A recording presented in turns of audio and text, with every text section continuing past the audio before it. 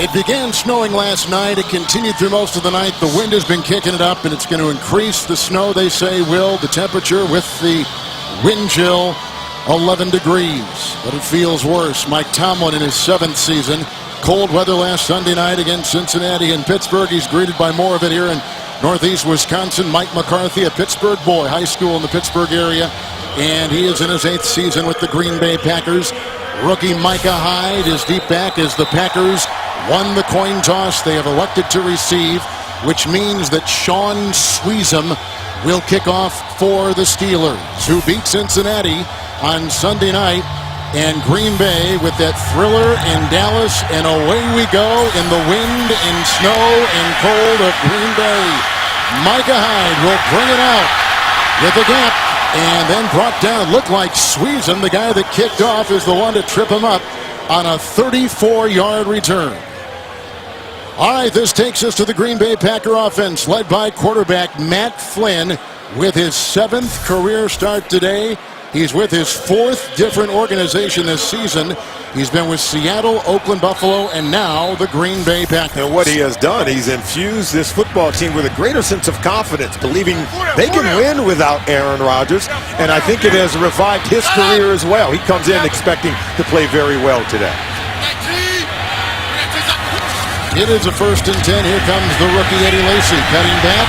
There was a block inside by the receiver, Boykin, and a bit of a hole, and it looked like Garvin brought him down after a gain of 5. On the offensive line, David Bakhtiari is the only rookie to start left tackle in every game for his team this season.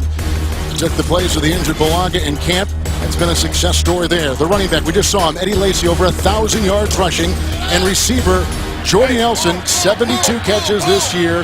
That is a career high. It's 2nd down and 5 on the game-opening possession. And here comes the Alabama rookie once again, Lacy, out to about the 40.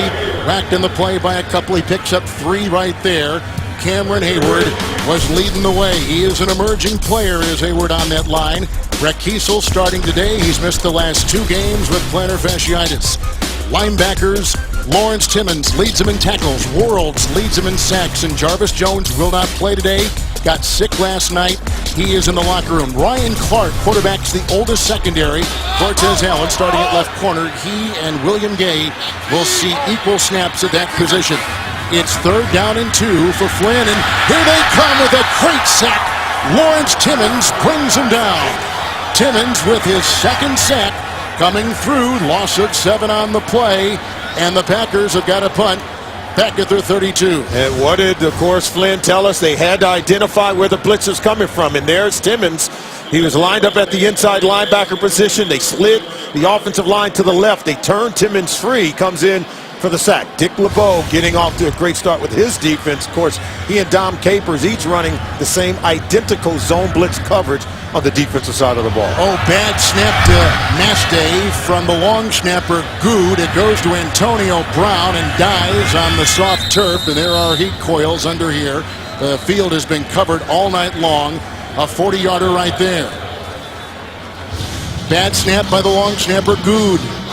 Absolutely. Didn't get it back to the punter. You got to get it back so he can get that one off. It's nearly blocked on that play. And well, he does a good job of recovering and getting it off. Great job by Nastay. And here's 31-year-old quarterback Ben Roethlisberger. First time he has played in Green Bay, having one of, if not the best season so far in his great career.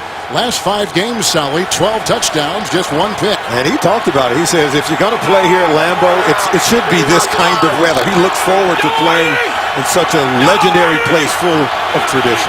Couple tight ends, one of them in motion right now. That's Miller, 1st and 10.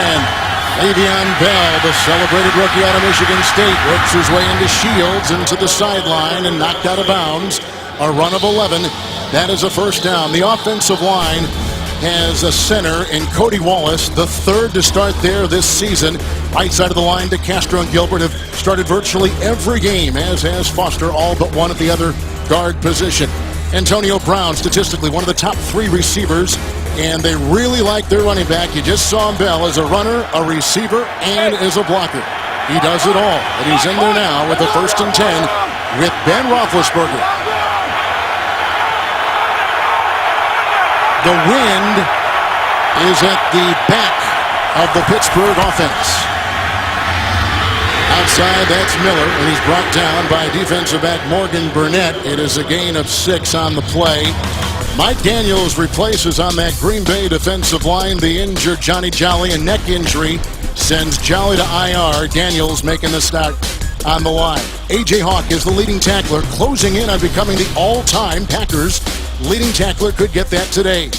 And in the secondary, Don Capers, a former Pittsburgh coach, changing the defense a couple weeks ago, keeping left corner Tramon Williams all plays, not just sub packages, but all plays at that left corner with the second and forward. They get by the defensive back Burnett, and Bell finally brought down by Shields. Hawk is there, close to a first down, maybe a little bit shy on the play of the first for Le'Veon Bell.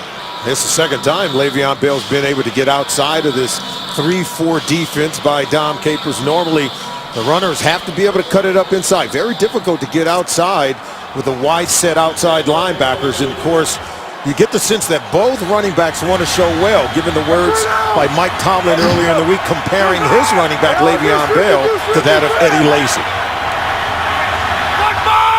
Keith Williams on the outside, and here is a first down and 10, and the whistle blowing it dead.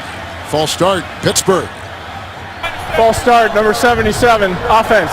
5-yard penalty, remains first down. That's the starting right tackle, Marcus Gilbert, playing with a bad ankle today for the Steelers. Of course, Mike Tomlin talked about the fact that, yeah, he would do it all over again. He would take Le'Veon Bell in the draft before Eddie Lacy. You could see Bell was taken with the 48th overall selection, 61st. Eddie Lacy, as he fell in the draft to the Green Bay Packers, and of course the Packers are very much elated with what Lacy has already done, already topping 1,000 yards on the season. Well, they really like Bell as a receiver, and ironically in this particular play, he's at the top of your screen wide with Roethlisberger on that quick bubble with the first and 15, Antonio Brown.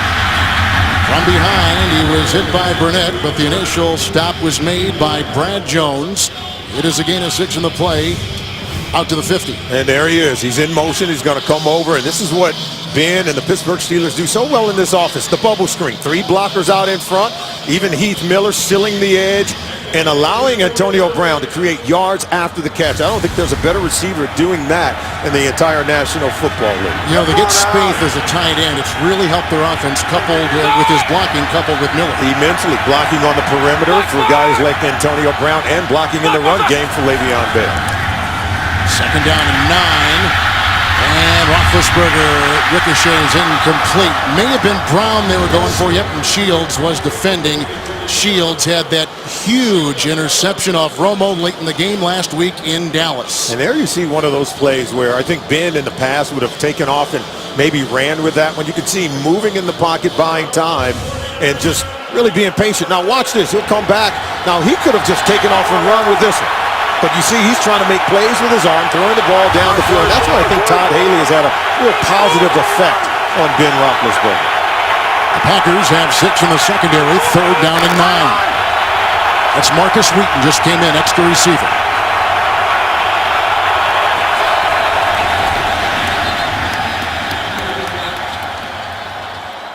Delay of game, offense. 5-yard penalty. Third down. This crowd is loud, maybe not as loud as Seattle or Kansas City, but they can cause some problems for opposing quarterbacks. And it could cause problems for Ben in the no-huddle offense, where he has to communicate to everyone, to every guy in the huddle. You see him looking at that band. He's going to have to communicate to his offensive line, set the protection, and if he wants to change the play at the line of scrimmage, he's got to be able to communicate with his wide receivers who are lined up outside the numbers, and the crowd noise could have an effect. So with the penalty now, third down and 14. And you can see him barking out instructions.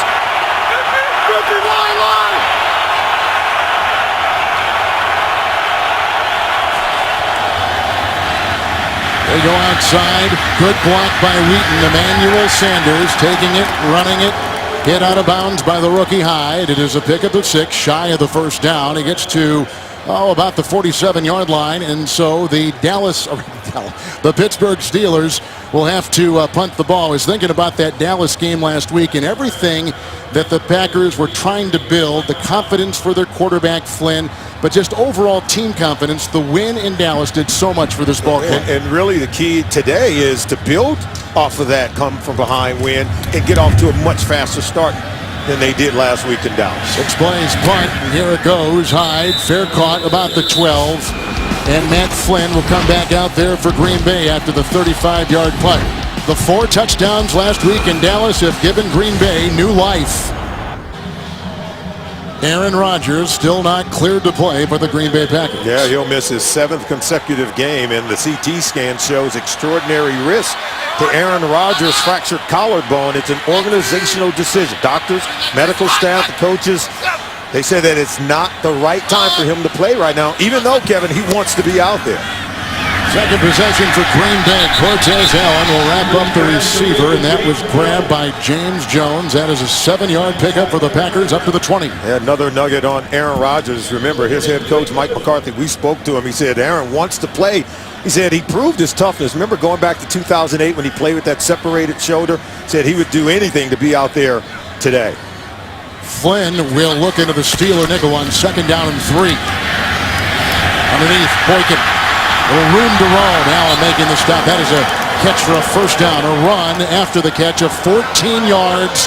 It's up to the Green Bay 34. And this is what Matt Flynn wanted to get done today. Wanted to get off to a good start by getting the ball out of his hands quickly and allow the receivers to make plays after the catch. With the first down and 10, James Starks has come in the game and is the running back.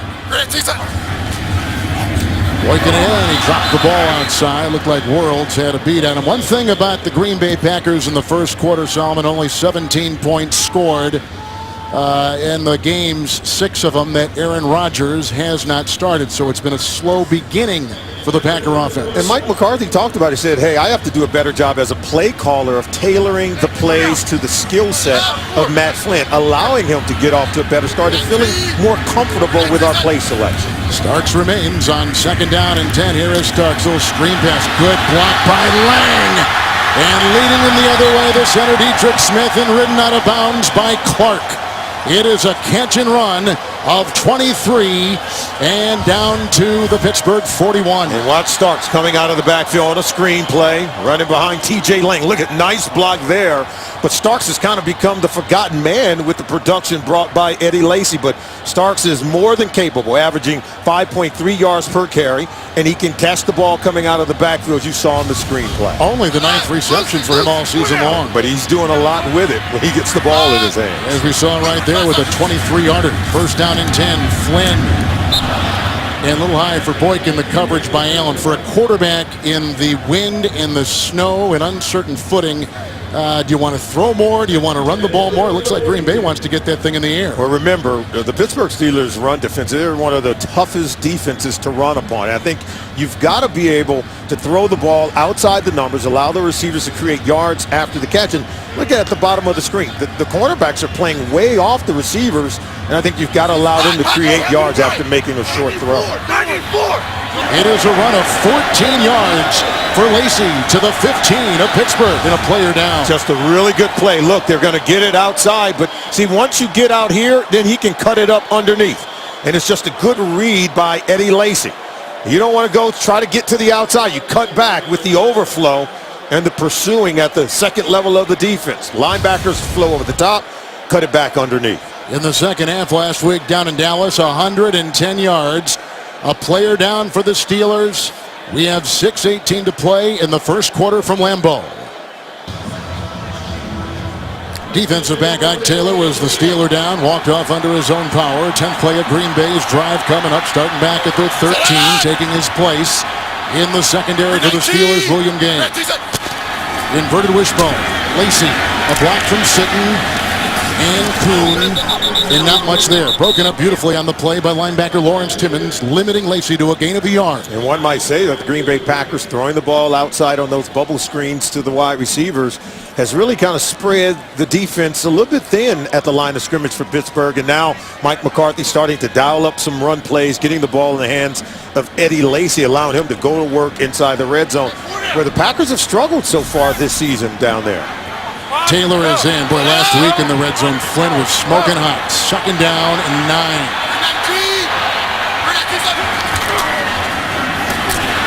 Lacy bulldozing his way down to about the 6. Close to a first down. Among others, Ryan Clark down there making the stop. And we'll see if that gets him the necessary yards. And Lacy at 5'11", 230 pounds. Watch him just pick his way. He's patient, and he's starting to wear out these defensive backs at the second level of the defense. He is a load coming downhill, coming at your defensive back. But nice footwork and understanding where the soft spots are in the defense. Third down and 1. Ryan Taylor is the guy in motion. Kuhn, who played at a school near Pittsburgh. He was with the Steelers in 07. Shippensburg, 8-year veteran, 2-yard gain, and carves out a Green Bay first down. So it's Green Bay with a first and goal, and Kuhn got it for him. And you talked about Matt Flynn last week in that game against Dallas being red hot inside the red zone, where he completed 7 of his 9 pass attempts down there, had 4 touchdown passes inside the red zone, all in the second half. So I'm sure they're going to allow him to throw it down here, Kevin. 6 defensive backs out there for the Pittsburgh Steelers. First and goal from the 5. Blocked by Lacy. Flynn, Boykin, touchdown. They work on Cortez Allen. A 5-yarder. And to the welcoming party. You talk about confidence here in Green Bay, playing with their 4th quarterback during the season in Matt Flynn. Watch the timing. Back shoulder throw to Boykin against Cortez Allen. And if you don't get your head around as a defender, very difficult to stop that pass. Perfect timing between quarterback and receiver. Boykin with his 3rd touchdown reception of the season.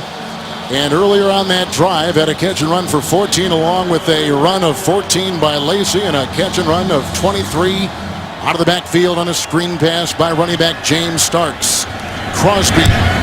And 7-0 Green Bay with 4:02 to play in the first quarter. Matt Flynn, signed November 12th, the 4th quarterback the Packers have used.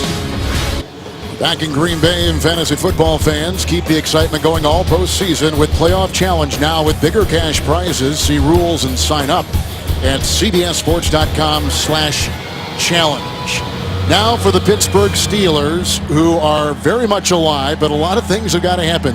Baltimore, losing now, has got to lose both games. Miami, who lost earlier today, will take on the Jets, and the Jets have got to win. In San Diego, losing at least one game, and they play right now against the Oakland Raiders. All right, Mike Tomlin has done a wonderful job of really just keeping his team held together after getting off, Kevin, to an 0-4 start, and still to have playoff hope so deep into the season. It looks like things are falling in their direction. And this will be Sanders, and the handoff to Felix Jones on the reverse and looking for a block, and he ran into his own blocker and then was brought down after a 26-yard return. Felix Jones, who they traded for earlier. Here comes Ben Roethlisberger, down by 7 early. The NFL on CBS is sponsored by Aflac. When you're sick or hurt, Aflac pays you cash. Find out more at Aflac.com. And by Chevrolet. Find new roads.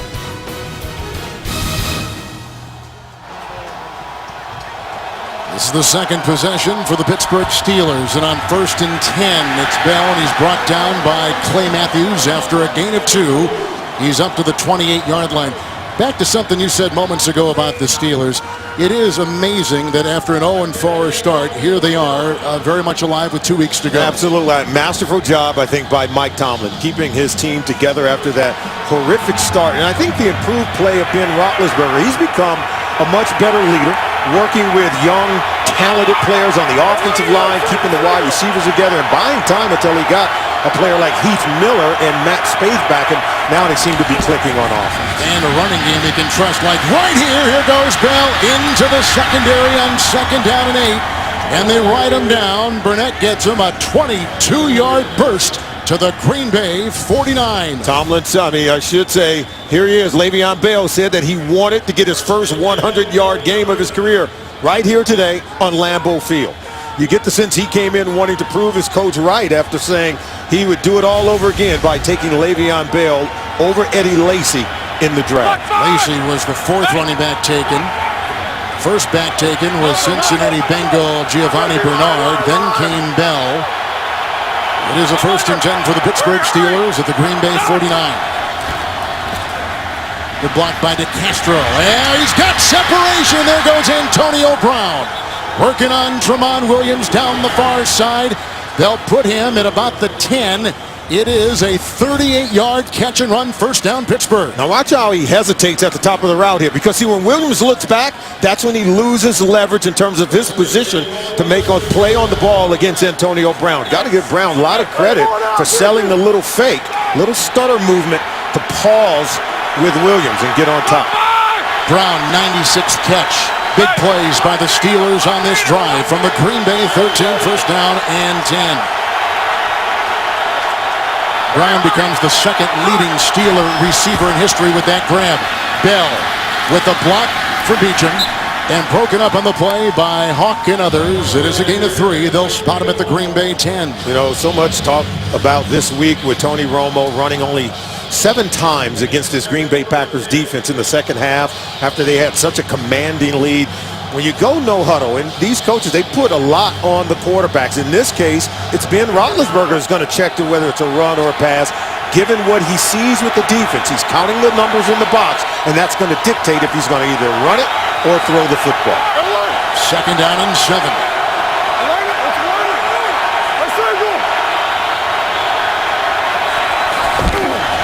It's Bell. Miller with a nice block, and there they go with Burnett around his ankles, and up high they had M.D. Jennings. It is a gain of 6 on the play, and Bell running hard and running well. 6 carries and 49 early yards. And we asked Ben about it, said, hey, if you get a certain look from this defense, what will determine it? He said, I'm going to let the numbers dictate whether or not we're going to give the ball to Le'Veon Bell. I think he likes what he sees in the young runner. Bell, 3rd and 1. He's got the first down. Corkscrewing for 3 near the 2, inside, maybe to the 1. Hard-earned yards and a 1st and goal for the Pittsburgh Steelers. All during the offseason, Kevin, this is what the Steelers wanted. This is what Mike Tomlin wanted from his football team. To fashion a team that can pound the running game. They came in today's game. Look at what they've done rushing the football all season long. Ranked 31st, already 51 yards rushing early in the game. Bell, one of the 5 receivers. It's 1st and goal for the Pittsburgh Steelers.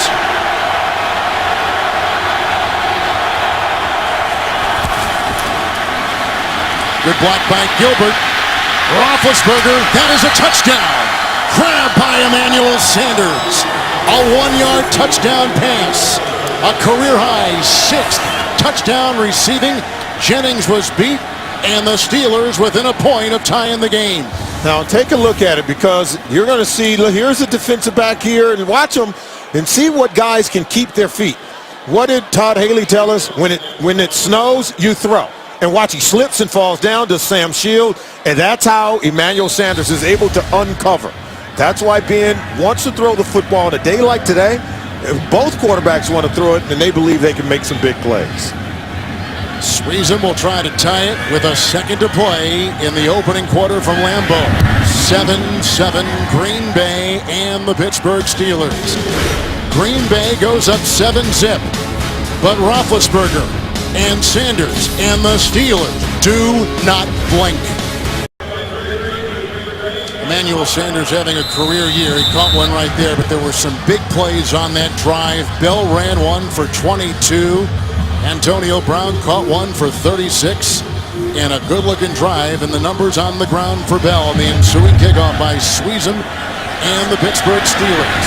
Underneath and dropped on the play and loose, as it was right about the 27-yard line.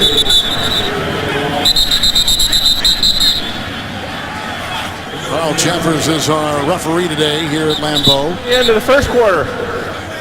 And grabbed by Jake Stoneburner. reserve tight end. And that's the end of the first from Green Bay. Matt Flynn has thrown a touchdown pass of 5 yards. Ben Roethlisberger has thrown a 1-yard touchdown pass after a wonderful 36-yard completion to Antonio Brown. And we're tied at 7. We start the second quarter with Green Bay now moving, I think, with the wind, although it is swirled and the flags on top of the uprights are barely moving.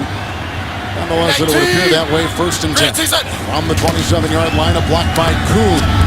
Inside Boykin. Dancing free and from behind, brought down. A nifty move, hit on the play by Stevenson Sylvester. A 21-yard catch and Roughing run. the passer, number 97 defense for helmet contact with the quarterback. 15 yards will be added to the end of the play. First down. 97 is Cameron Hayward. Cameron Hayward, there you see, hit to the helmet, but look at Boykin. His ability to elude tacklers at the back end. That's something Mike Tomlin talked about, said that this is a catch-and-run offense for the Green Bay Packers. Quarterback getting the ball quickly to receivers who want to create yards after the catch. He said it was imperative for his defensive backs to be able to tackle these Packers receivers in space before they can get to the second level. Now they go into the inverted wishbone and they send Stoneburner on the move from the 37-yard line of the Pittsburgh Steelers. Eddie Lacy chopping his way and then hit from behind by Vince Williams, the rookie from Florida State.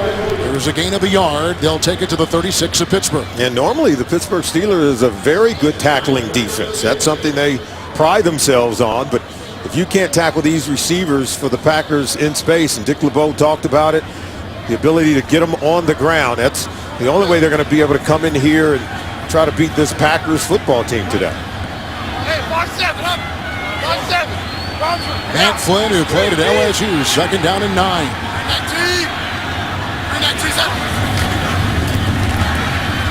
Blocked by Barkley, but now they get around him, and down goes Flynn with a missile flying overhead. And that was Ike Taylor coming through along with Timmons, and a gain of a yard by Flynn, making it as far as the 35 of Pittsburgh. Wow, that was a near decapitation. And the quarterback can slide and save himself. That was Timmons. Lawrence Timmons, yeah. Coming through. Hate to see what would have happened had he made contact there, Kevin. He's had at least 10 games in his career and 6 this season with at least 10 tackles. He's played some terrific football. Third down and 8, as I said before, leading the team in tackles and has a sack already this afternoon. Flynn, and caught by Nelson, who is brought down by Gay and very close to a first down. Jordy Nelson with a catch with a flag thrown on the play, and the flag is back where the quarterback was throwing at about the 42. Well, it was Jason Wuerls who came in to get a hit on Flynn. Personal foul, grabbing the face mask, number 71 offense. 15-yard penalty, repeat third down. That is the Pro Bowl left guard, Josh Sitton. Yeah, I think he's working against, look, I think it was Wuerls coming through. There it is, 93 Wuerls coming in. And you can see him reach that hand out to grab the face mask of Jason Wuerls before he laid the hit on Matt Flynn. You got to worry about Wuerls. That was one of the great matchups coming in. He leads them. Wuerls doesn't sacks. He's been playing very well for this football team, expected to be an unrestricted free agent at the end of the year.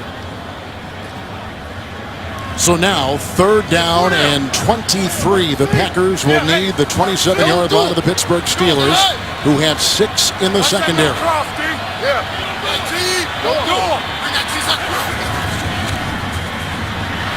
Down he goes. Great pressure. There's the aforementioned Jason Wuerls coming through, bringing him down. Second Steeler sack. A loss of 2 right there. Green Bay has got a punt. And the coverage this time forces, as you can look and see in the all-22, forces Flynn to hold on to the ball. See, look here. He's got nowhere to go with it. He wants to get rid of it quick. They go man-to-man coverage. Only John Kuhn was open at the bottom of the screen, but they wanted to go to the top, and then the pressure poured in on Flynn. Good snap here by Good to Mastay. Deep back Antonio Brown, who had that 67-yard return against the Steelers. And he finds a gap and he breaks a tackle and he's got a blocker. Dwyer leading the way with 1 block in his second. And finally, the punter brings him down. He is the electrifying Antonio Brown, one of the best punt return men in the NFL. Flying downfield, And coming up with a 41-yard return to the 48 of Green Bay. Snow still in the forecast into tonight. The Packers have just allowed the longest punt return against them this season of 41 yards. And Antonio Brown authored it. So from the Green Bay 48, Roethlisberger off to the rookie Bell with the 1st and 10 and stopped by Matthews and hit by Burnett. And spins his way for about 3, just to about the 45-yard line of the Packers. Coming up in the Verizon Halftime Report, join JB, Dan Shannon, Boomer, and Coach Bill Cowher for the latest NFL scores, news, and a good look at the playoff picture. That's coming up on the Verizon Halftime Report. San Diego is now losing. Miami lost today. The Jets won. Things beginning to fall in place. And a lot of things have got to be triggered for the Steelers to get in, including the fact they've got to win. Yeah, the Steelers know it, and the same can be said for the Green Bay Packers. It's 2nd down and 7. That's right, with Burnett making the stop on a gain of about 5 to the 40-yard line and a couple yards to go. Yeah, Green Bay's got to win today and then win in Chicago next week to win the division. I think it's amazing for the Green Bay Packers. Remember, they went winless in the month of November, but yet they still control their own destiny. They win and they're in 2 games, one today against Pittsburgh and next week on the road at Chicago. 6 defensive backs for the Packers. Roethlisberger facing 3rd down and 2. Le'Veon Bell hit on the play by Richardson and by Hyde. It was 28 and 33, shooting through, plugging the gap and bringing them down. Oh, it's just a great play by Hyde. See right here, Hyde is in coverage against the tight end Heath Miller. They pull Heath and he shoots right behind the tight end. Look, he gets underneath Sanders and just plays it perfectly. He and Richardson both. And that's your defensive backs getting up at the line of scrimmage, understand how they fit in the run game and making plays. Richardson's had some neck problems. He was activated about a month ago. So the Pittsburgh Steelers squander very good beginning field position. Can't cash in on the 41-yard punt return. Here is Matt McBriar's punt, which is fair caught near the 6-yard line by Micah Hyde. A 33-yard punt retrieved by number 33. Tied at 7. Everybody knows that Sandy is a Steeler and Packer fan, 2 traditional NFL teams in the cold and snow of Lambeau. What more could you want on a holiday weekend? Here is Flynn on 1st and 10. Lacey, and brought down on the play by Lawrence Timmons after a gain of 4.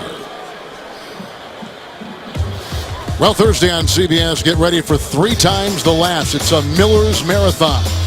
Will Arnett, Margot Martindale, and Bo Bridges star in TV's #1 new comedy, The Millers, and it all starts Thursday, 8:30, 7:30 Central, after The Big Bang Theory.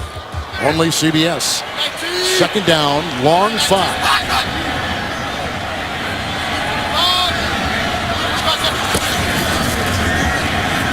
And Flynn outside, slipping is Jones. Coverage on the play by Ike Taylor. With the gain of 4 to the 16 and to New York with James Brown. Giants in a must-win situation for the Lions. How about this, Gerald Jernigan right here, 20-yard TD reception from Eli Manning. Giants take a 10-3 lead over the Lions. Back to Kevin and Solomon. Lions lost on Monday on a 61-yard field goal at home to Baltimore. Coaching means so much in the National Football League. The Detroit Lions were in control in the NFC North with a healthy quarterback as opposed to all the other teams in the division. Great catch on a 3rd and 1, brought down by Jones, drilled by Clark. It's a 13-yard pickup to the 28-yard line and a Green Bay 1st down. And what did Jones tell us about Matt Flynn? He said Matt Flynn has never lacked for confidence, and Jones has never lacked for toughness, taking his shot from Ryan Clark over the middle of the field. Jones had a touchdown reception last week in Dallas. His first touchdown reception since week 5 against Detroit. Then is it 5 consecutive passes. It's 1st and 10 from the 29 to Green Bay and Eddie Lacy. Not a whole lot of running room right there. You see the flag to your right, and it's a gain of 2, and Jason Worlds jumping on his back and bringing him down. Holding, number 74 offense. 10-yard penalty, 1st down. 74 is Newhouse, who has come in on this particular series for Green Bay. He's had a couple of starts. Both came in November. Now he quickly leaves. And Jason Worrells is just giving these linemen for the Packers fits. He's knifing in underneath, getting penetration. They're holding, tugging, grabbing the face mask, doing everything they can to keep him off the quarterback or off the ball carrier. 4 in the secondary for the Pittsburgh Steelers on a 1st and 20 for Green Bay. Over the block of Barkley, it's caught by Lacy, who gets by Williams, then brought down by Worrells. Worrells and Timmons are all over the field today for this Pittsburgh defense, limiting Lacy to a gain of a yard. Yeah, Flynn has his 6th consecutive completion. This one just a dump off to Lacy, using him a lot, coming out of the backfield, catching the ball. But when you rally and tackle well, as the Pittsburgh Steelers often do on defense, you limit those kind of plays to just very low gains. You take a look at the numbers of our quarterbacks, and Flynn, as he breaks huddles, sees 6 in the Pittsburgh secondary with a 2nd down and 19. Yeah, he's gotten off to the good start that he wanted, able to get this team down the field and into the end zone. 7th career start today for Matt Flynn, and the 4th different quarterback the Packers have had to suit up, and he comes in with a little bit of a smile here with the timeout. Kevin, both teams run the zone blitz, and let's talk about the lineage of the zone blitz defense. Remember, in 1988, Dick LeBeau initiated the zone blitz to help the Bengals win an AFC championship, and then in Pittsburgh, it was Bill Cowher's 92 Pittsburgh Steelers staff with Dick LeBeau, Dom Capers, Marvin Lewis, and the starting 2 safeties were Carnell Lake and Darren Perry. Now, Marvin Lewis went on to help the Baltimore Ravens win a Super Bowl, and of course, Dom Capers has helped the Packers win one, but it all starts with the architect, Dick LeBeau, some 55 years in the National Football League as a player and as a coach, and he built this great defense that's gone on to help teams win Super Bowl championships. Packers took that timeout, 2nd down and 19, and again they need their own 39-yard line. It's Flynn, and dropped by Jones. Polamalu was right there with the coverage, 3rd and 19. You played under LeBeau. You played for the Pittsburgh Steelers. Yeah, and the safeties like Troy Polamalu, Darren Perry, Carnell Lake, who are now coaching the secondaries on both teams. The zone blitz, this is what it allows you to do. Match up to route combinations on the back end and make big plays. You get interceptions on the back end. Dick LeBeau has understood it. He's a Hall of Fame defensive back as well. He understands that defensive backs want to make plays on the ball, but it puts all 11 defenders in play to make a play on the football. Kuhn at the side of the quarterback, and with 6 in the secondary. 3rd down and 19 for Flynn. Underneath he goes to Kuhn, who drops the ball. As you see, there was congestion. Sylvester was there. The pressure was there. And it's the 3rd drop for the Packers on a very Packer-like afternoon here in Green Bay. Yeah, give credit to Dick LeBeau's defense for really figuring it out and tackling well and preventing completions where Matt Flynn had been on a roll. So 6 plays and punt for Green Bay with a look at Dick LeBeau. At one time he was an assistant coach for the Green Bay Packers many years ago. Mastay getting it high. See, they want to get some hang time there because, and it's Brown bumping into his own guy, and back there was Shamarko Thomas, a rookie, as the 2 collide. But again, Pittsburgh's going to get some nice beginning field position in a tie game at Lambeau. Let it snow. Let it snow. Let it snow. Let it snow. Let it snow. Let it snow. Let it snow. Let it snow. And snow it has here in Green Bay. You see the numbers right there. Well, the 2nd consecutive punt forced by the Pittsburgh defense of Green Bay. Here's a 1st and 10 dropped by Bell. Jumps on, just about ready to say that Bell has carried it 10 times and picked up 60 yards, so he is on a real good run. It's 2nd and 10 for the Pittsburgh Steelers. And what weather do we have here? And everyone still comes out for the game here. Even Santa comes out to watch the Packers plays, and his elves. Absolutely. Beautiful sight and scenery here at Lambeau Field today, playing in the snow, the mud, reminiscent of the days of Lombardi, isn't it? Yep. In the holiday season, what more could you want? 2nd down and 10. 2 teams in the playoff chase. Each quarterback with a touchdown pass, and that is caught With the defense by Williams, another grab by Brown, who has been spectacular in this first half, an 18-yard catch and a first down. Well, we saw Ben and Antonio Brown go over the top of Tramon Williams. This one is the back shoulder variety, where Brown can just work underneath. And so Williams have to just maintain leverage, try to get sight on the ball and make a play, or they're going to continue to pick on. Brown has caught 3 for 60 yards. He's returned a punt for 41. An elite player, and a nice tackle by Richardson on the handoff to Le'Veon Bell with a gain of a yard to the Green Bay 43. You know, both of these defenses, Dick LeBeau's Pittsburgh Steelers, Dom Capers, Green Bay Packers, they use a lot of defensive backs, Kevin, in their defense, whether it's in pass defense and even to creep up to the line of scrimmage. You saw Richardson, 28, been very active today, much in the same way Troy Polamalu is and Ryan Clark is for the Steelers. These safeties will get up to the line of scrimmage, and they have to make plays and almost play linebacker against the run. Couple tight ends in for Roethlisberger on a 2nd down and 9, going deep and looking for Brown, and he had a little bit of separation. Coverage by Tramon Williams on the play, making it 3rd down and 9. Well, Williams do a really good job. I thought he did a much better job here, just at least controlling the release. See at the line of scrimmage, able to stay on top there. And you can see Brown pulls away, but that moment of hesitation of just getting a nice jam at the line of scrimmage allowed Williams to win that battle and not allow Brown to get to the point of where the ball landed on the throw from Ben Roethlisberger. He was telling you the other day that he learned a lot from Charles Woodson in the regime. Absolutely. And you can see it's paid off in his career. It's 3rd down and 9. Into the dime. Here comes Matthews, and he's got Roethlisberger. Uh-oh. And that doesn't look good. No, for a it guy doesn't. who has had a history of injuries. But what did Clay tell us? He said not only do you have to get to Ben Roethlisberger, if you see him at the top of the screen, you also have to tackle him.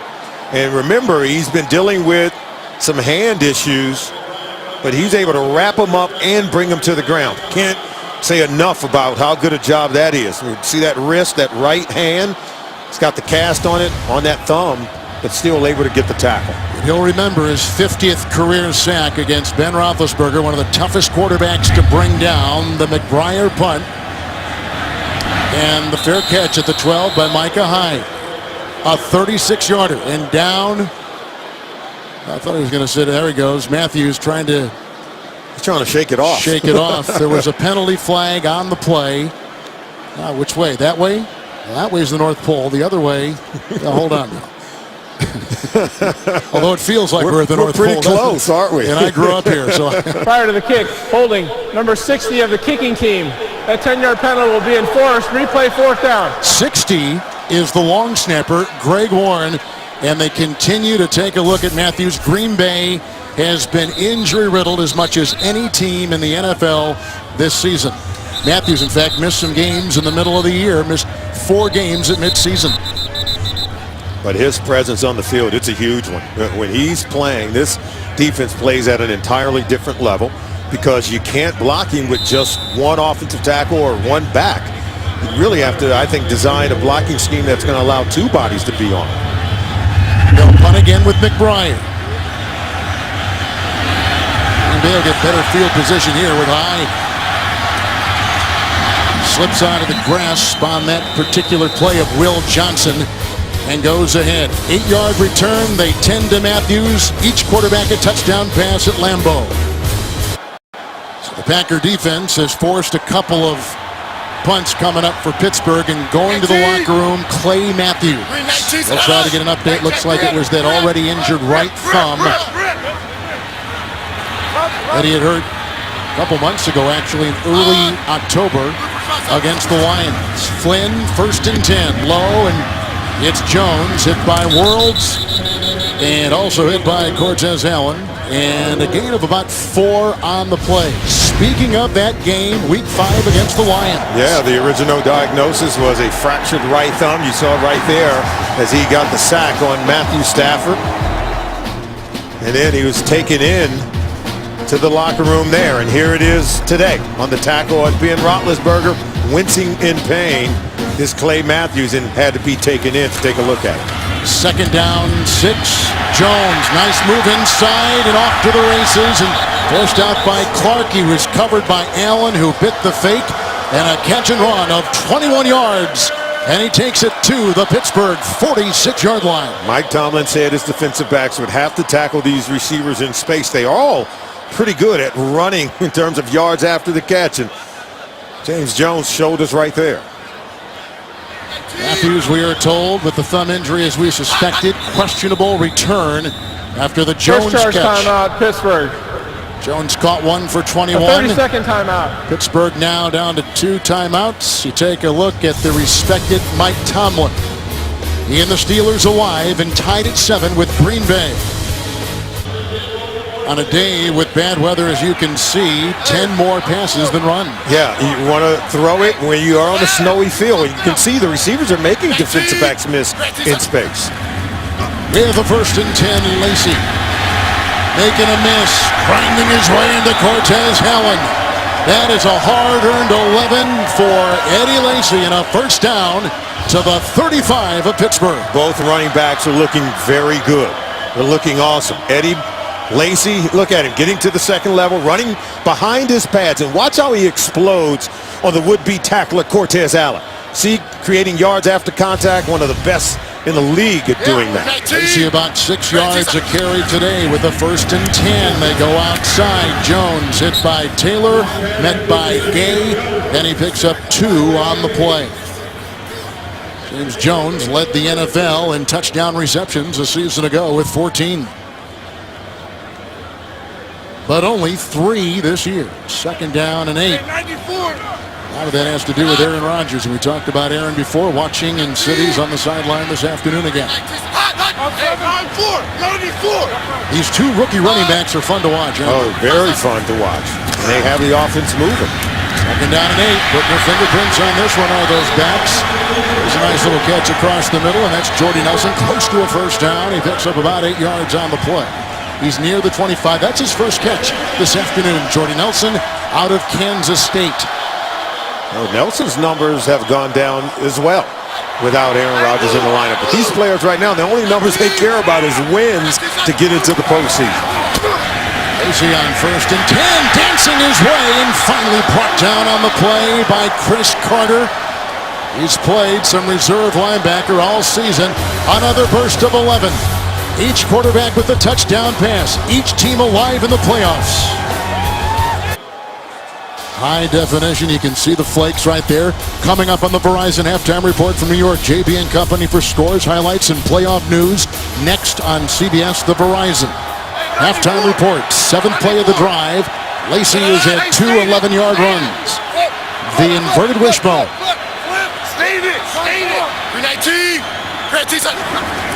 Flynn, Lacey, cuts. He's chased, and here he goes, and hurdles in, flies for 6. A 14-yard touchdown run by rookie Eddie Lacey.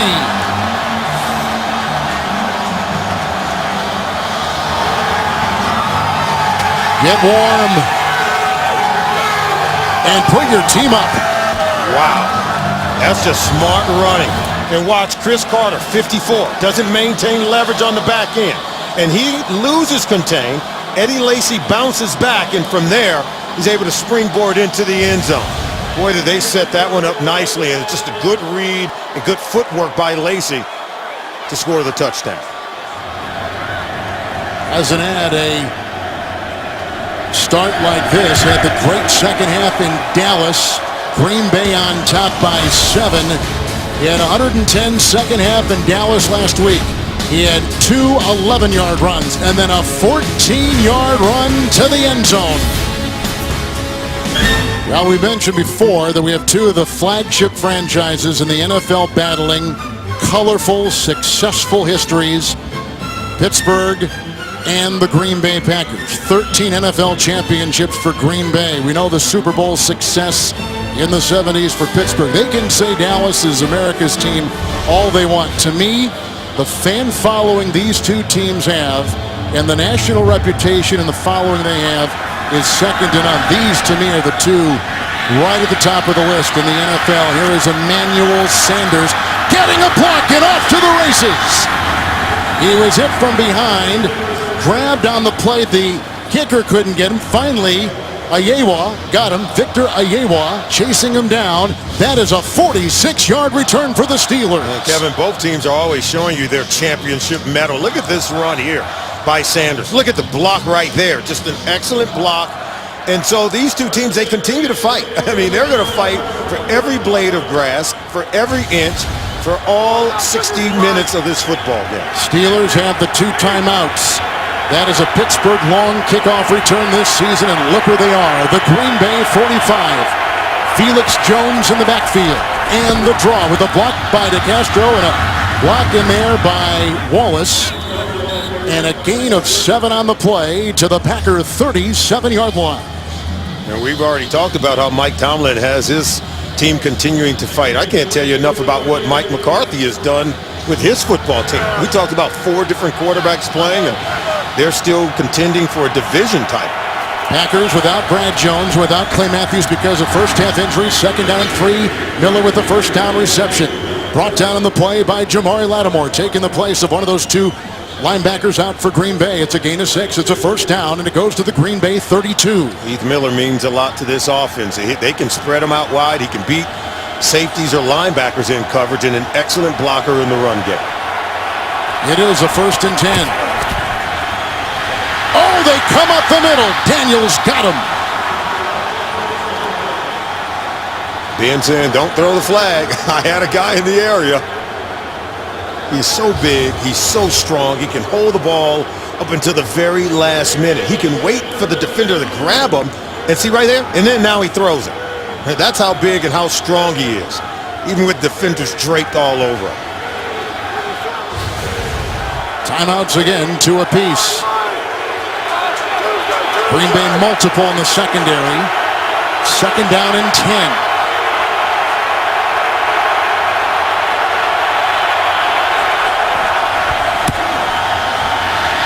Roethlisberger low, and Jericho Cotchery got the ball right in front of the linebacker Lattimore. A gain of 9 on the play to the Green Bay 23, and a timeout taken by the Pittsburgh Steelers with 40 seconds to play in the first half. With the playoff races heating up, download NFL Mobile to get live video access to exclusive premium content for your smartphone. Call ** NFL to download or go to NFL.com/mobile to learn more. Message and data rates may apply. These 2 teams alive. A lot of things have got to happen for the Steelers. They got to continue to win, though, and obviously so does Mike McCarthy in Green Bay. They play Chicago next week, which could decide the division. Absolutely, but first, both teams have to take care of business here. You get the sense this one is going to come down to the wire because both teams know what's at stake. And see, Mike Tomlin got his team on the march and trying to coach them up for every single second and every single moment of this game. Green Bay with 5 in the secondary, 3rd down and 1. Bell is in. Bell slicing free and grabbed by Richardson and has the ball inside the Green Bay 15. It's a 10-yard burst. And Bell with 71 yards in the first half at Lambeau. You can't tell me the words by Mike Tomlin comparing his running backs. Didn't fire up Eddie Lacy on that last run. And also, I think it's really stoked the fires in, of course, in Bell. They didn't call time, and on 1st and 10, it's dropped by Cotchery and the coverage by Micah Hyde. Incomplete. 2nd down and 10 with 12 seconds to go. Really good coverage here. You said they're going to come out, going no huddle, getting the ball over to Cotchery. Good throw, but even better coverage by Micah Hyde. Remember now, Roethlisberger takes more sacks in the red zone than any other quarterback in the NFL. Absolutely, and that's where he can't take sacks here. He's got to be able to manufacture some plays, and this is where his athleticism and ability to extend the plays really created a touchdown on his last red zone possession. From the Packer 13, 2nd down and 10. And incomplete. More throwing it away than anything else. The coverage by Richardson. The pass intended for Antonio Brown. You can see here's Antonio Brown working against Shields. Going to work his way to the back of the end zone. And that's where you want to put it. If you're Ben Roethlisberger, you want to put it up high, only where your guy can get it. or it goes out of bounds. We're going to go for 3. Roethlisberger was open, maybe one more play with 6 seconds to go. High chance that they think. Yeah, they could have used one of their timeouts. They got one left, could have used it and bought themselves more time. Sweezum has made 12 consecutive field goals. A 31-yarder right here. And a timeout by Green Bay. At 2 and down to 1 and 6 seconds to go. So let's step back a little bit. Both teams responding to the other. What has been a very entertaining first half. And what we're seeing from both offenses, both teams have excellent balance. I think the rookie running backs, Le'Veon Bell, Eddie Lacy, doing a wonderful job. Both close to 70 yards rushing here in the first half of the game. And then the quarterbacks are making good on all of their red zone possessions. And neither team turning it over. The running backs are sure-handed carrying the football, and the quarterbacks are making good decisions throwing it down the field. Do you think they should have gone for one more play? They got a timeout, and there were 6 seconds left, as we see. It would have been very dicey. I thought they should have called a timeout after the second down play. So here's a 31-yard field goal try by Sean Sweezum. Had 3 field goals against the Cincinnati Bengals last Sunday night. And right down the middle, making it 14-10 at halftime and 2 seconds to go. So the Steelers come up with 3. They were set up on the Sanders 46-yard kickoff return and a 10-yard run by Le'Veon Bell. Well, they're just doing a really good Conditions like this and on fields like this, from a player standpoint, what are the toughest things to deal with? The snow, the wind, the footing, or all of it? I think all of it comes into play, and you just have to be really diligent in terms of what you're doing. And for defensive backs like Troy Polamalu, Ryan Clark, Dick LeBeau coaches it. Dom Capers the same thing.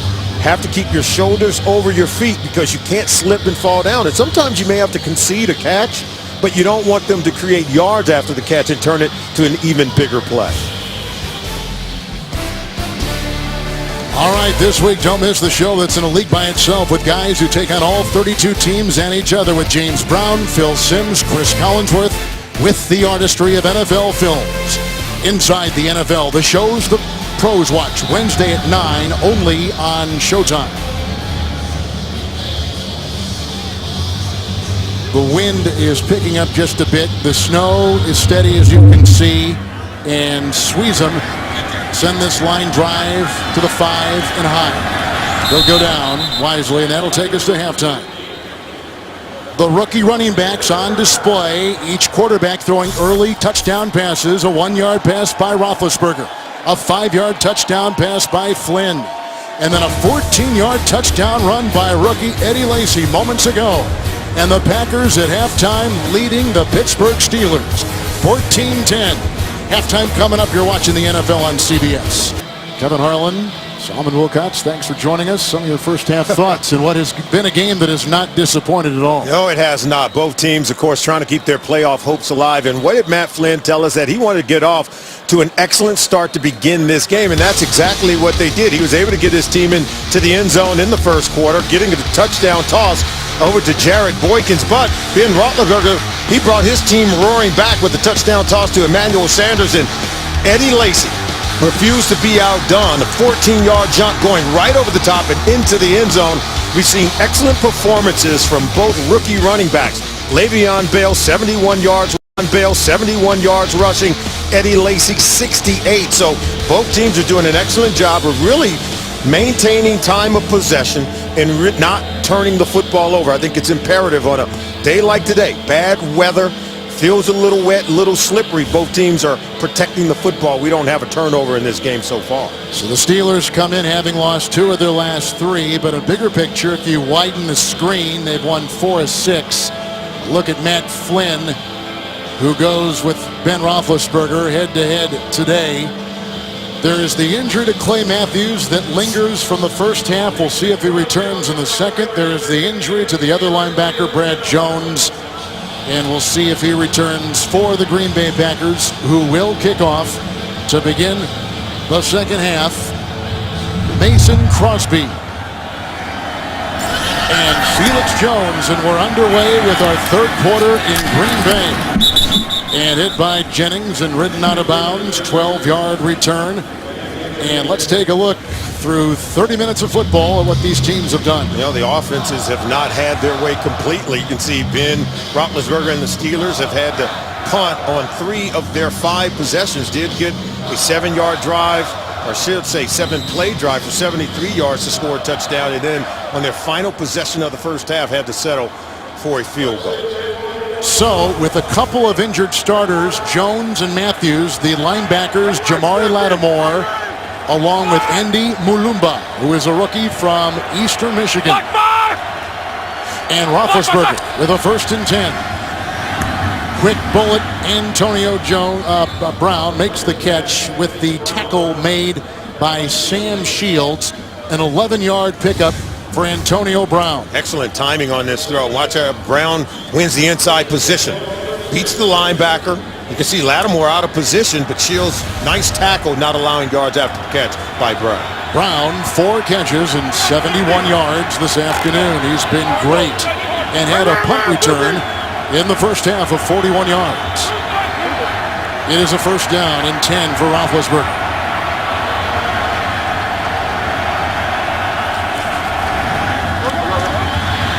Moving up, buying time, dumps it off. Brown got a block from Bell and works his way to the sideline. He picks up 6 right there. Roethlisberger can extend these plays. On the previous play, look at that right there. See, Ben's wincing in pain as if he hit his hand on something. And, you know, on a cold day like today, Kevin, when you're down on the field, you could just bump your hand with the slightest of touch, and it's going to be very painful. You feel everything. You do. 2nd down and 4. Roethlisberger had a 1-yard touchdown pass earlier. Here comes Le'Veon Bell, and there's just not a whole lot there. He does pick up 3. He's near the 45 and still about 1.5 yards shy of the 1st down with the tackle made by Morgan Burnett. You know, when you think about what Mike Tomlin has in Roethlisberger, a quarterback who can make a play that should be quick, extend if the receiver is not open. There's no doubt, and that's what they want. They want him to get rid of the ball quickly, but he's still allowed to use his ability to make plays. And you can see right now it's this Packer defense making plays, stuffing the run.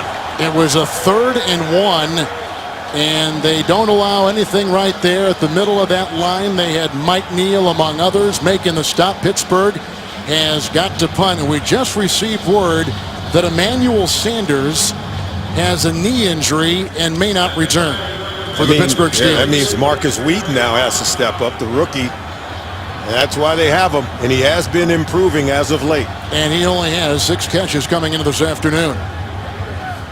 The punt from McBride. And a fake, as you see, wanting to throw and going deep, and he's got his receiver. It's the tight end, David Paulson. And a fake and a good one. Banjo stopping the tight end, David Paulson, with his 6th catch of the season. He started early in the year when Heath Miller was out and comes Will up. be added to the end of the play. 1st down. So a penalty on Green Bay on top of the gain and a fake right there. Wow. And with playoff hopes on the line, you can see Danny Smith, special teams coordinator, smiling. He's happy. And look, he's going to come from here and then go out as they're going to roll out right there. He gets to the 2nd level. You see him, he releases inside. Everyone thinks that others are eligible to catch the ball, and he just gets behind everyone. Just a well-designed play to get Palmer to the 2nd level, creating a new set of downs. Paulson with the play and the catch, and Danny Smith, who's been around the league a long time, a guy that usually chomps a lot of gum. That's going to call for a new stick right in the mouth. Absolutely. Nice job. Nice call, and now threatening with a 1st and 10, the Pittsburgh Steelers at the 13 of Green Bay.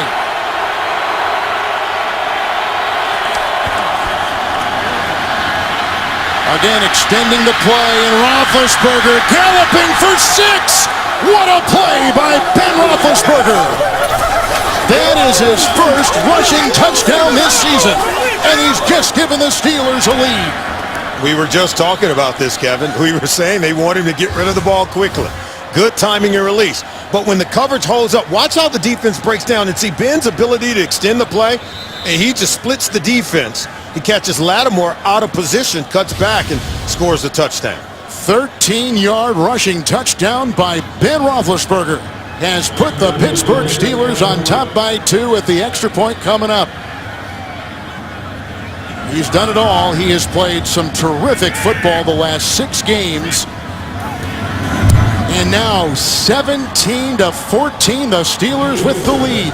And all this began with the punter McBriar hitting the tight end on the fake punt Paulson. They picked up 30. Then Roethlisberger rumbles for the touchdown. Matt McBriar has played 10 seasons in the NFL. The punter on the right, he had never thrown a pass until right there. He was signed at midseason, replacing the original punter, Zoltan Mesko. He was let go. McBriar was signed, and he just threw a pass of 30 yards, and then Roethlisberger runs it in from 13, and the Steelers going for broke in a game where they probably figured they had nothing to lose. About 4 things that got to happen for them to get in, come up with a huge play, and they take the lead. Sometimes you have to be a riverboat gambler. When the playoffs are on the line, the fake punt, you throw it to the tight end, and then the late hit by Stoneburner gives them an extra 15 yards on the play, setting up the touchdown run by Ben Roethlisberger. We told you he's been doing less of this and making more plays with his arm, but with everything riding on it, you go for broke and run it in yourself. The Packers down for the first time. They've won 2 consecutive games coming in, 2 one-point wins, and here they go, 1st and 10 from the 20-yard line. Bakhtiari the block at the left tackle, sitting at the left guard, and that's going to overshoot Jones, streaking down the sideline in the coverage by the veteran Ike Taylor. And we told you that Matt Flynn and his offense, they got off to a really good start.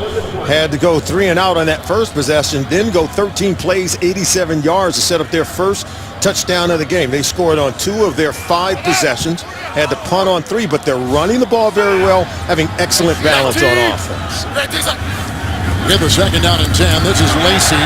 The block by Lang, and you see Polamalu, and at the bottom of the pile, Ryan Clark around his ankles, and a gain of 7 for Eddie Lacy, and they'll put the ball at the 27. And this is where the Steelers defense has to beware of Mike McCarthy's offense here in the second half. Last week against Dallas, they scored 34 points, had over 300 yards total offense in the second half of that ball game on the road. Dick LeBeau well aware of the adjustments they will have to make.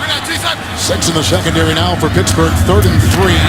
Boykin, who is hit by Cortez Allen, and we'll see if they got the first. Where's the spot? They had to get right to the 30. They pick up 4. They get it by a yard. They'll move the chains. This is what you got from these Packers last week.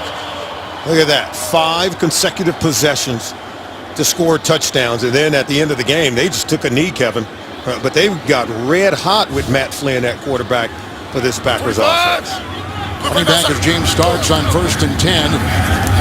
And with a block by Lang, he works into the grasp of Lawrence Timmons with the gain of about 4 and put him at the 34-yard line. I spoke with Dick LeBeau. He told me that he felt the Packers had the best 1-2 punch at the running back position between Eddie Lacy and James Starks. He felt like both guys are slashers, both can break tackles, and if you get to the second level, they can outrun your safeties to hit the home run and take it to the house. We have a 2nd down and 6 for Flynn, and Starks remains. And incomplete. Whistling over the head of the double team Nelson on the cross. It'll be 3rd down and 6. So if Green Bay wins today, they've got to play Chicago next week at Soldier Field. And this is what these 3 teams that have all been near the top are looking at as we go into this final weekend of the year. And the Lions are losing by 3 at home to the New York Giants. And so if you're Green Bay, Chicago, you just got to take care of business. It's interesting, though, both teams have to win both games, but that's going to be impossible because they'll play one another in the final week of the season. And Chicago tonight will take on Philadelphia, 3rd and 6, and here they come, and another sack. And a flag is thrown on the play, and this one is authored by Stevenson Sylvester. The 3rd sack, and for Sylvester, the 1st for him this season. And he was questionable. Last night talking to Mike Tomlin, they didn't know if they were going to make him inactive. They kept him alive, and he starts with a big play there. Fouls by both teams on the play. Holding, number 69 offense. Illegal use of hands, hands in the face, number 97 defense. Those fouls offset. Replay 3rd down. Green Bay had sent their punting unit out onto the field, so wipe away the sack, and as you heard Carl Cheffers, they'll replay. There you see right there. There is a hand to the face. Bakhtiari had the holding on that play as well. It's actually a break for the Green Bay Packers, as if the play never happened. You get 3rd and 6 all over again. Temperature continues to drop here in Green Bay, and Sylvester button up things once again and getting ready to go. They are having some problems on where to spot the ball. It should be at the 35, and now that is where they lay it. Clay Matthews has been ruled out for the rest of the game, re-injuring that right thumb that he injured initially week 5 here against Detroit. And making a play, getting a sack on Ben Roethlisberger, their only sack of the game. It's 3rd and 6 for Green Bay with Kuhn back there.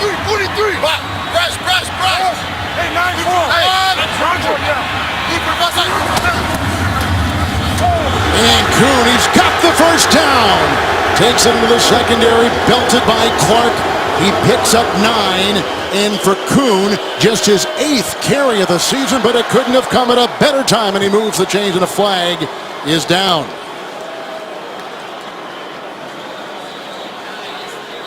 It was back at the 32. Looks like they're going to pick it up. Well, they are, and it just fell out of his pockets. He was trying to keep his hands warm, and when he brought his hands out, there are a lot of hands in pockets today, right? That's right. 1st and 10. After Kuhn, that was deflected at the line, and almost the subsequent pickoff. They got right in the grill of Flynn. It looked like it might have been Cameron Hayward. He has blossomed into a playmaker on this defense. One of the young budding stars on this defense. You could see him getting right in the passing lane of Flynn. Flynn's a little bit frustrated, but Mike Tomlin believed that these young players are now beginning to learn this defense and starting to make plays. 8th play of the drive, 2nd down and 10 for Flynn, being chased on the play by Worlds, and incomplete, almost uncatchable for Nelson. Another flag has been tossed on the play. Say there was going to be holding on Pittsburgh on one of the DBs. Holding, number 93 defense. 5-yard penalty, automatic first down. Worlds picks that up for the defense of the Pittsburgh Steelers. They caught him on the misdirection stuff. Take a look at the bottom of the screen. Right here, as you try to get the tight end release, he's holding them because he knows that he wants to get away. And he eliminates him as a pass option for Matt Flynn. Frustrating to a guy like LeBeau. Second penalty that they've had that's taken away what could have been a good play for the defense.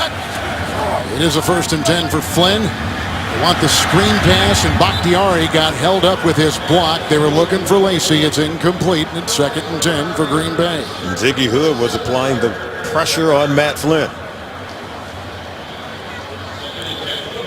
Ziggy Hood was replacing Kiesel, had been starting all 3 defensive line positions, have named him a starter at one time or another this season. You can see the passing and the throwing in this 16 counter, but the coaches told us that with a 2nd and 10 handoff here to Lacey, and Polamalu is right there and bringing him down after a gain of 3. I mean, common sense would say, day like this, keep it on the ground, keep it secure. We've seen good running, but both teams are throwing the ball. Well, they are going to throw the ball, but you notice you're not getting a lot of throws down the field. That is true. Probably the biggest throw came from McBriar on the fake punt.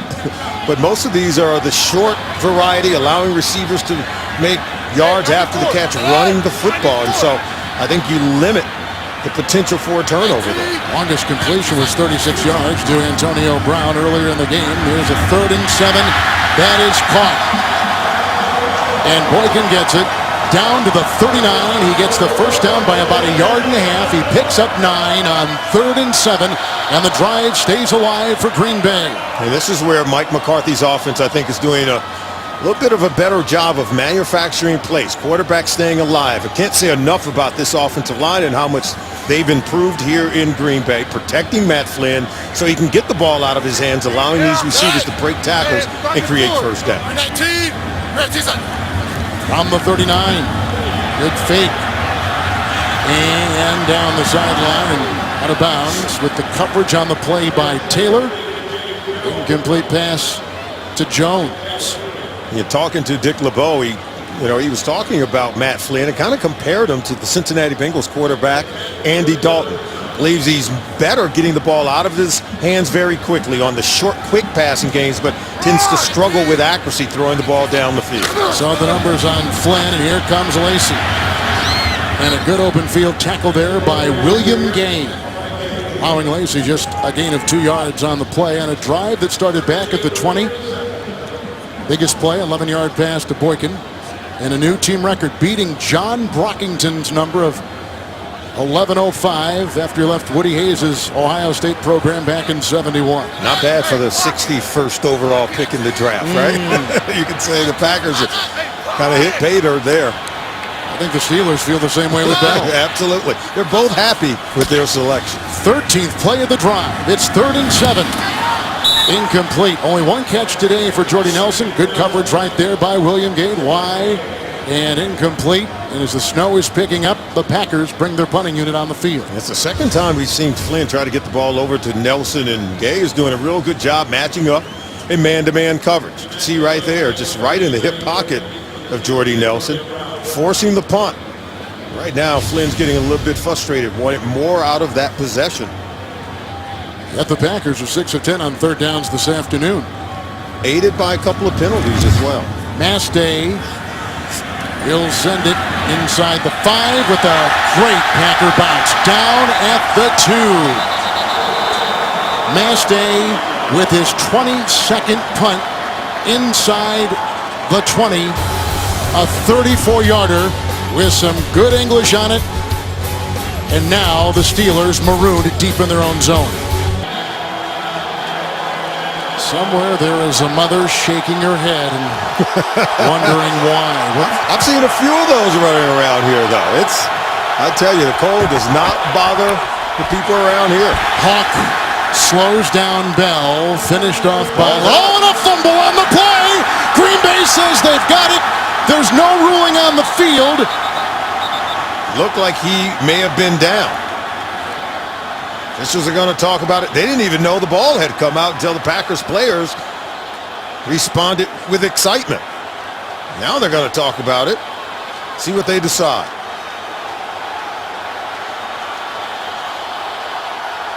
Ruling on the field is the runner's down by contact, 2nd down. Oh, that took a while. Let's see here, Kevin. Let's take a look at it. Here's Le'Veon Bell. He's just trying to get out of the end zone there. You can see everyone's just clawing and still. Oh, that one's going to be close. I thought I saw that ball come out before the knee hit. And there goes the challenge. Yeah, there's Coach McCarthy says, "Yeah, we'll see about that." Lattimore and Hawk were the ones with the initial hits on Le'Veon Bell. Now remember, you need conclusive evidence to overturn the call on the field. It was ruled, the runner was ruled down by contact before the ball Green Bay came is out. challenging the ruling on the field and the runner is down by contact. We'll review the play. Green Bay is going to challenge it. Hawk, Lattimore, and the ball is out and under review. After review, there is a reversal. The runner was not down by contact, and there was a clear recovery by the Green Bay player. It'll be 1st and goal for Green Bay at the 3-yard line. Please set the game clock to 6:26. Tramon Williams recovered the ball. Wow, it's a big one. Let's see, right there. See that ball right there, Kevin? And the knee's not down yet. And that's what they saw. That was enough evidence to overturn it. It's the first turnover of the game. Hawk with the initial hit. Lattimore got him up high and jarred it free. And Le'Veon Bell fumbles right there. He's had a good game so far. He's going to have to pick his head up, come back out, and show the kind of resiliency we've seen from the Pittsburgh Steelers. Right now, he needs some help from his defense to bail him out. First fumble of the season for the rookie. Raji is in. Lacey. Oh, and a great defensive play coming through from the linebacker core, the rookie Vince Williams. Another tackle. It's a knockdown of 2 yards right there, and they push him back to about the 5. And Troy Polamalu, he has a good sense for these things coming over the top. And then watch 98, watch Williams. He's able to knife through. But with so much attention having to be paid to Troy Polamalu flying over the top. It allowed Williams to detach and get penetration for the tackle in the backfield. Lacey out. There are multiples you see at the receivers. 2nd and goal at the 5.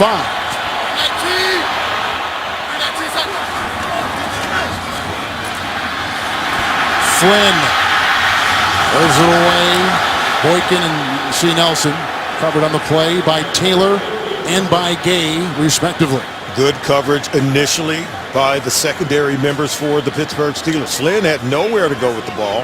He's trying to show some athleticism, which the Steelers talked about, said that he's more athletic than you think. As he started to move around, defenders started to close in. I thought he made a good decision just getting rid of the football. Watch for Nelson. He's in the slot atop the screen. One of the best red zone receivers in the league. 3rd and goal at the 5. Flynn. And looking for Corliss. The coverage by Will Allen.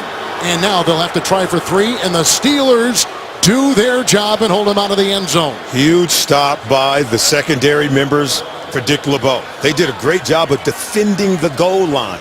You don't want to get so deep into the end zone on these pass coverage deals where you allow receivers to get in front of you to make the easy catch. They had great position, forcing Flynn to throw it away. Vince Williams led it with the first big defensive play, throwing them for a loss of 2. Here is a 23-yard field goal, and it's blocked! It was blocked by the Pittsburgh Steelers. The lateral goes from Clark and then bounced around by Hood and out of bounds.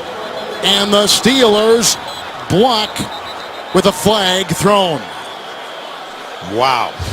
This is just an excellent job by the special teams. First by the defense getting the stop, and there you see the block right there. Hayward, I think it was Cameron Hayward, 97, who got his hand on the ball. Both he and McClendon were in the area. Crosby had made 23 consecutive field goals inside 40 before that. But the flag, huge. As the Packers are trying to tie.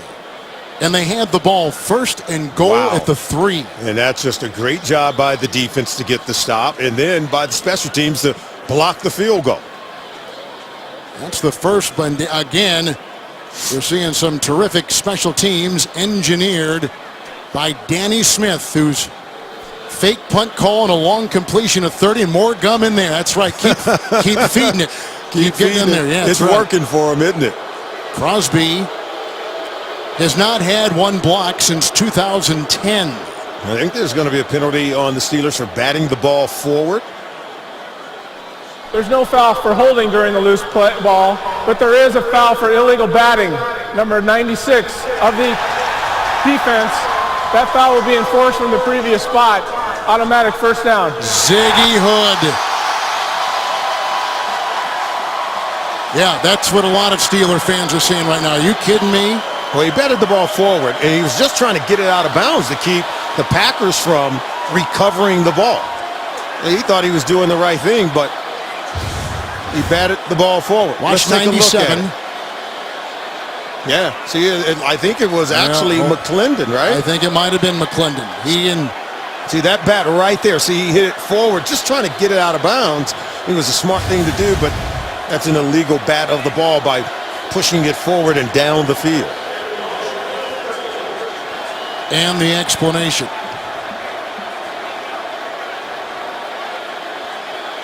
Which they're not going to like.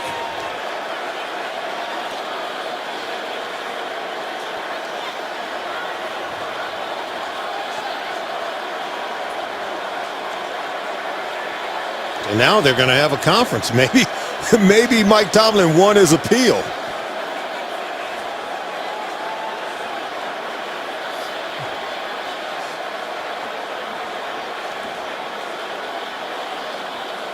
The batting of a ball, as the rule book states, is an automatic first down.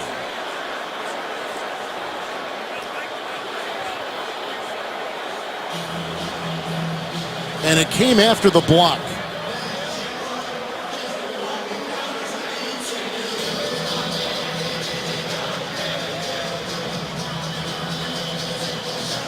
Tom Simmons. This is a long conversation. And let's take a look at it right here. There was the pitch back. Now watch. Here's the bat. See, he pushes it forward.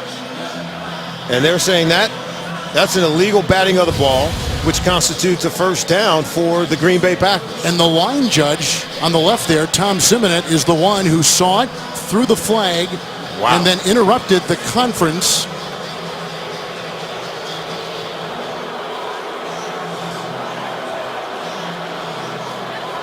And they never really gained true possession of the football, Kevin. The Steelers did.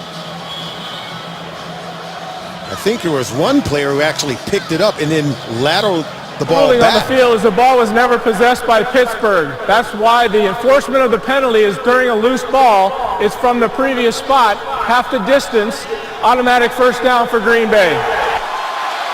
Wow. So you were right on the possession call, and there was no clear possession, obviously, after the block. Okay, now let's take a look at it. It was blocked. If there's one player who picks up the ball and pitches it back, right here. See, now that's possession. That is possession right there. So I think they need to look at that because it looked like Ryan Clark had possession of the ball and tried to lateral the ball back to William Gay. Now he is challenged. And that's why he's going to challenge it, because possession did change hands. After the kick was blocked, you could see that it was the player who picked it up. It was Ryan Clark who actually picked it up. And at that point, the Steelers gained possession of the football. Right here. See, once he picks it up, it's Steelers ball. See, he has possession, and now he pitches it back. Possession in the field of play is not a challengeable aspect of the replay. Well, it ought to be. On the field stand is called. First down, Green Bay. Wow. It ought to be. Earl Jeffers is getting a workout with the rule book. Let's take a look, and you be the judge. And ask yourself, is Clark, look, is his knee down before he pitches it? See, his knee is down right there too, Kevin. He certainly had possession of the ball as he looked to lateral that ball back to William Gay. The Steelers have exhausted every avenue. First and goal, Packers at the Pittsburgh 2. Lacey, touchdown.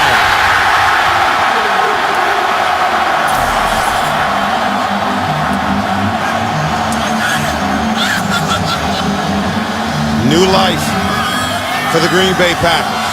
They take advantage of it, regain possession of the ball, and what do? The smart thing, give it to your bell cow back, Eddie Lacy, to power it in for a touchdown. And that's exactly what happens here. Look at Josh sitting on the kick out. Lacey underneath for 6. Lacey with his second touchdown run today. Earlier of 14 yards, that one for 2. And as you can see, a team rookie record in the long history of Packer football. One might ask if falling in the draft really invigorated Eddie Lacy to get himself ready to do exactly what he's doing. Turn in the best rookie performance by a running back in Green Bay Packer history. Last year at Alabama, he had 17 touchdowns and over 1,300 yards on the ground. The extra point, Crosby, 21-17, Green Bay. Two teams fighting to stay alive in the playoff race. Lacey with his second rushing touchdown today. And just some housekeeping. It was McClendon, as Solomon said, who did get a hand on that kick by Crosby. We saw that the player's knee had gone down after Pittsburgh had blocked it and retrieved the ball. That was Clark.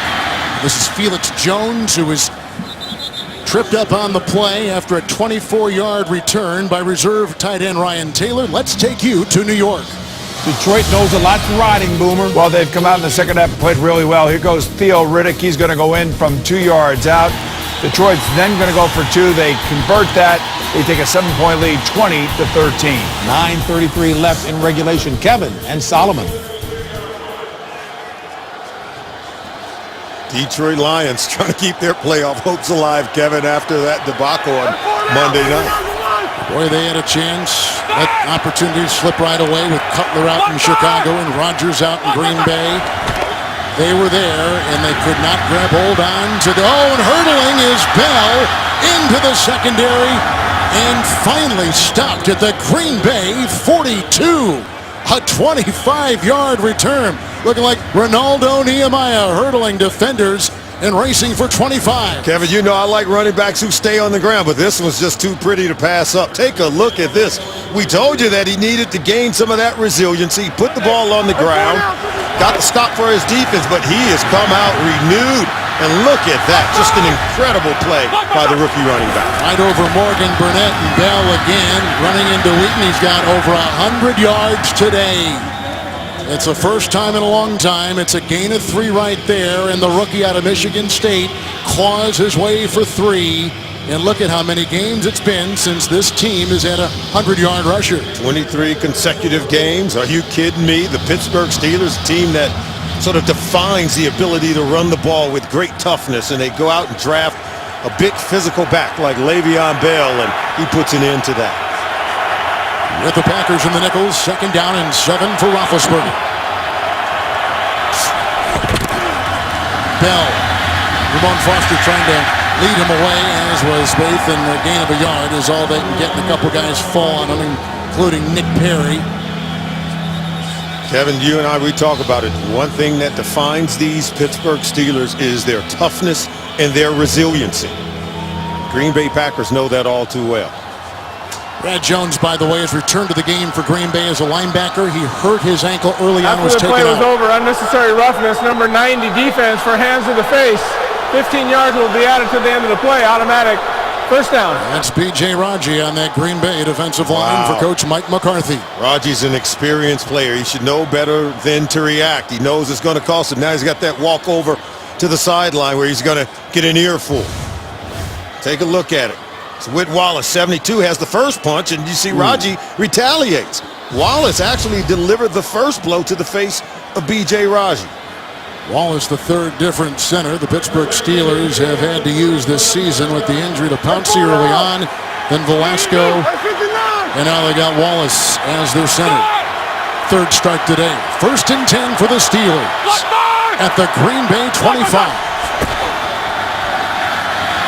Dwyer, and bulldozing his way inside the 20 to the 18. What a day for Le'Veon Bell. Yeah, some highs and lows, mostly highs. Getting to the perimeter of this Green Bay Packer defense and often to the 2nd level. Just chewing up yardage with every single carry. And then just knifing through. This is a Lambeau leap that the Packers aren't proud of, Kevin. This kid is running the football already over 100 yards rushing. Sanders out for the game, right knee for the Pittsburgh Steelers. So they've had to go now and use more of Marcus Wheaton. He's at the top of your screen, wide here on this 2nd down and 3.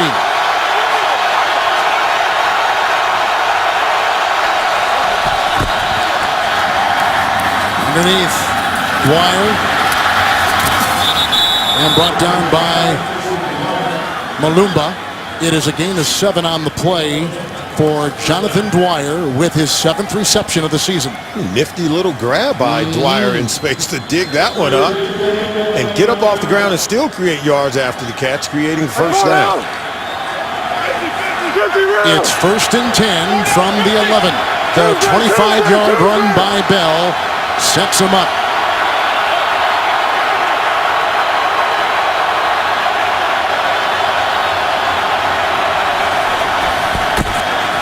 Roethlisberger, Spaeth, Pittsburgh touchdown.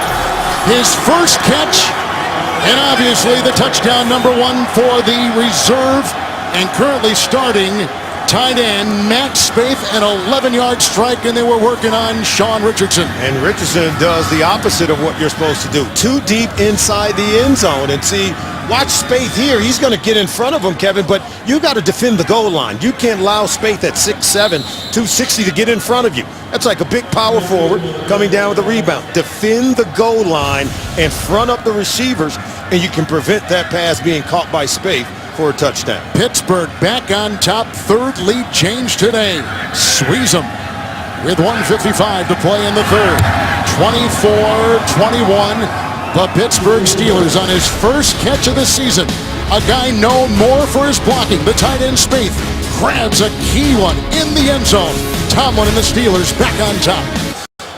Ben Roethlisberger, the Steeler quarterback, has had his fingerprints all over the scheme for Pittsburgh today. He has thrown 2 touchdown passes. He himself with a 13-yard touchdown run. And Spaeth with his first catch would happen to be a touchdown. He's wearing some gauze right there on top of that forehead. It's been that kind of game in Green Bay today. The ensuing kickoff with the Steelers back on top. Micah Hyde from the goal line and on the move. And finally brought down, hit by Sweezen, the guy that kicked off for the Pittsburgh Steelers. It's a 40-yard kickoff return by Hyde tonight on 60 Minutes. There aren't even enough kids out of middle school yet to have what this guy is offering, being recruited to be Division I college quarterbacks. Meet the man developing the next Mannings. Only on 60 Minutes tonight. Only CBS. Evan, the Green Bay Packers in their last 2 games, they have outscored their opponents 46-10 in the second half. And Matt Flynn has been on fire in the second half of these ball games. You can see not today, at least not the second half. Only one of his last 8. Here he lines up with the first down and 10. Packers in good position. Oh, he was hitting. The ball is picked off. And there going is Cortez Allen to the house. What a play. A 40-yard interception return by Cortez Allen. And the Steelers have gone up by 9. One of the fundamentals of the zone blitz defense, pressure leads to picks. You get any kind of pressure on the quarterback, as Flynn was releasing the ball, and it looked like he actually got hit by one of his own guys. And that ball came out like a wounded duck. Watch Corliss, 81. Watch this, right there. He thought it was a run play. He makes contact with Flynn, and then there's the ball selling up, and Cortez Allen makes a play on it and returns it for a touchdown. It's his second interception of the season. Allen racing 40. Pittsburgh's 3rd defensive touchdown this season. All pick sixes. And now the Sweezen extra point with 1:37 to play in the 3rd. And a 10-point Steeler lead. His first career touchdown. And what a big game to come in. So one bad break allows the Packers to get a score. This is a bad break for Green Bay, and the Pittsburgh Steelers turn it into a touchdown of their own. So we've seen both teams capitalize off bad breaks for the other team. And wow, this one is a real tough. Self-inflicted by the Green Bay Packers as Corliss runs into his quarterback. Ball sails high. Allen picks it off and returns it for a touchdown. The Steelers have scored 14 points in the last 18 seconds. And now Flynn and the Packers in a very familiar position, trailing in the second half. Like they did last week to Dallas. And coming into today's game, I talked to Dick LeBeau. His team is tied for second with the fewest interceptions, 8 coming into today's game. And he told me, he says, hey, interceptions become more available when you get leads on the scoreboard. Now, that one was just kind of just a bounce of the ball, but he talks about getting a lead. They have a 10-point lead now here in the 3rd quarter. That's when they expect to be able to get more turnovers as they turn up the pressure on the opposing quarterback. Cortez Allen with his 6th start today of this season. Dick LeBeau, who has engineered so many terrific defenses over the many years he has spent in the National Football League. His defense comes into today, number 11 in the NFL. And they come up with a huge play right there with Cortez Allen getting the wobbly ball, racing 40 the other way. The 3rd pick 6 by the Steeler D this season, and a 10-point lead. And here they go now with the kickoff to Micah Hyde. We've had some wild things happen in this ball game so far, Kevin. We had the block kick. First, the fumble by Le'Veon Bell, and that set up the block kick by McClendon. Ziggy Hood gets an illegal batting of the ball call, even though the Steelers had possession there on the pitchback.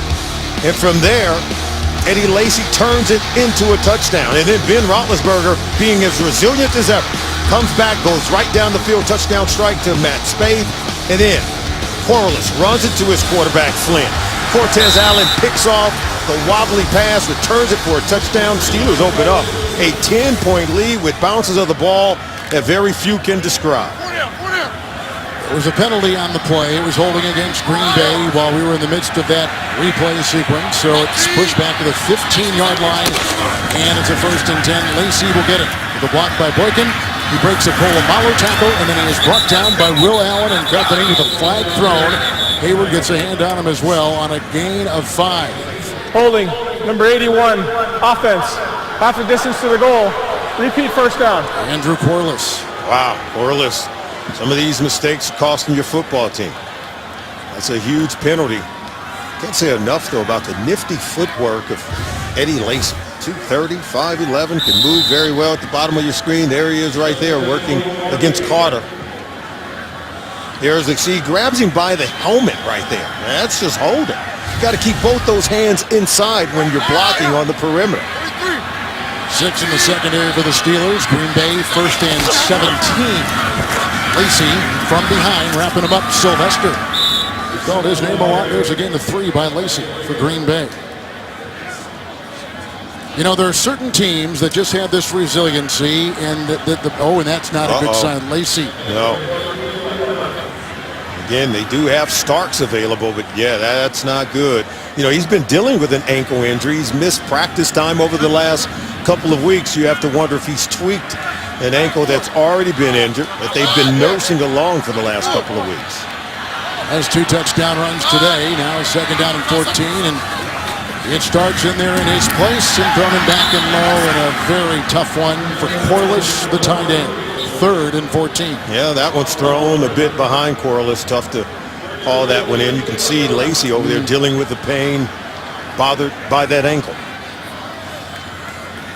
But you talk about the resiliency of these Steelers. The Pittsburgh Steelers. And I even thought the Green Bay Packers found some last week in that come-from-behind win. But I think it's always been a model of the Pittsburgh Steelers. The way they played last Sunday night against the Cincinnati Bengals, I just think they now have a renewed sense of energy for their football team. Boone was in, 3rd and 14. Flynn incomplete, looking for Boykin. Coverage on the play by Cortez Allen. 4th down, Green Bay is going to punt. Kevin, go back, take a look at the play on Lacey.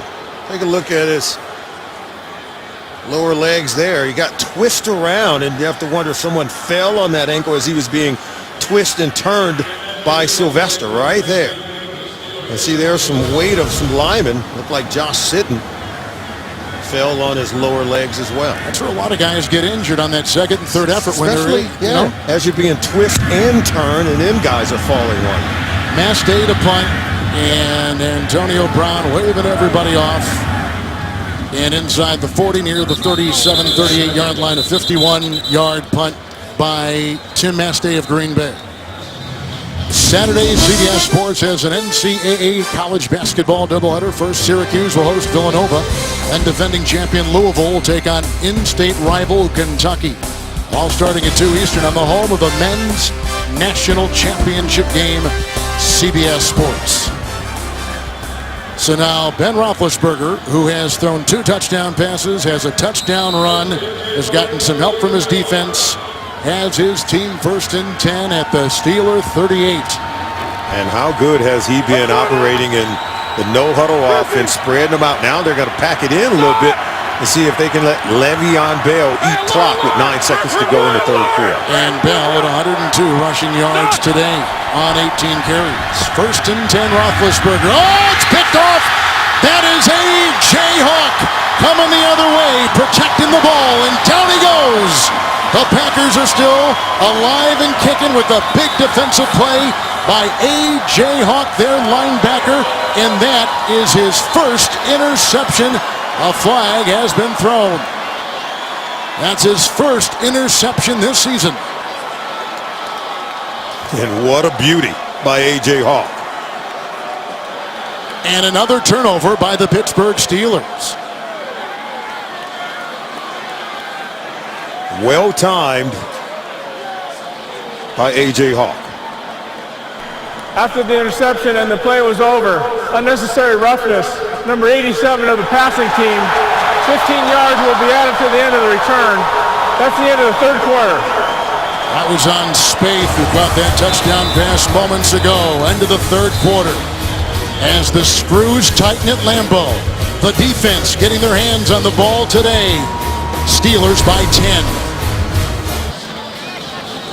Roethlisberger taking a look at the pictures. He just threw a pick to linebacker A.J. Hawk of the Green Bay Packers. 10-point Packer deficit. They take over, first down and 10. At the 23 of the Pittsburgh Steelers. That's Boykin in motion. Starts in the backfield. No word yet on the injury to Lacey. And a tackle made by Cameron Hayward. A gain of 5 by James Starks. Go back and take a look at the interception. Here's Heath Miller here. He's going to run and go over the middle of the field, and Micah Hyde is locked in man-to-man coverage. A.J. Hawk just drops back. He gets into the passing lane. Ben Roethlisberger never even sees him. See, he's locked in on getting the ball to Heath Miller. Never sees A.J. Hawk in the underneath coverage. He comes away with an interception.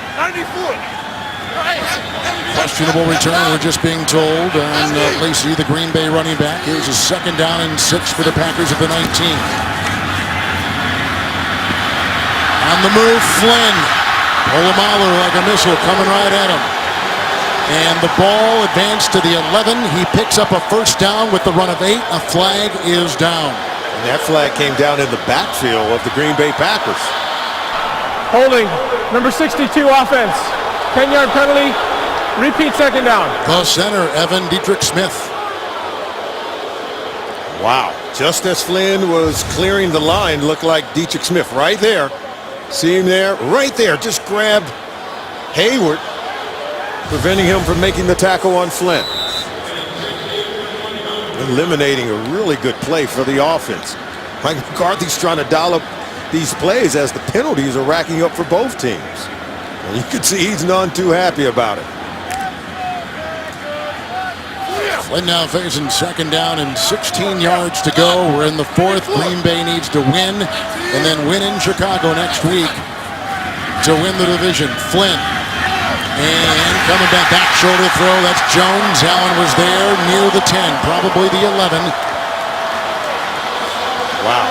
James Jones. Watch the sleight of hands. He's working against Cortez Allen. Watch a little push off right there. See there? Just a little slight of hand there by Jones to get separation, but well timed between he and Matt Flynn to make that catch. So it's a gain of 20 through the air. It's the first and 10 and first and goal.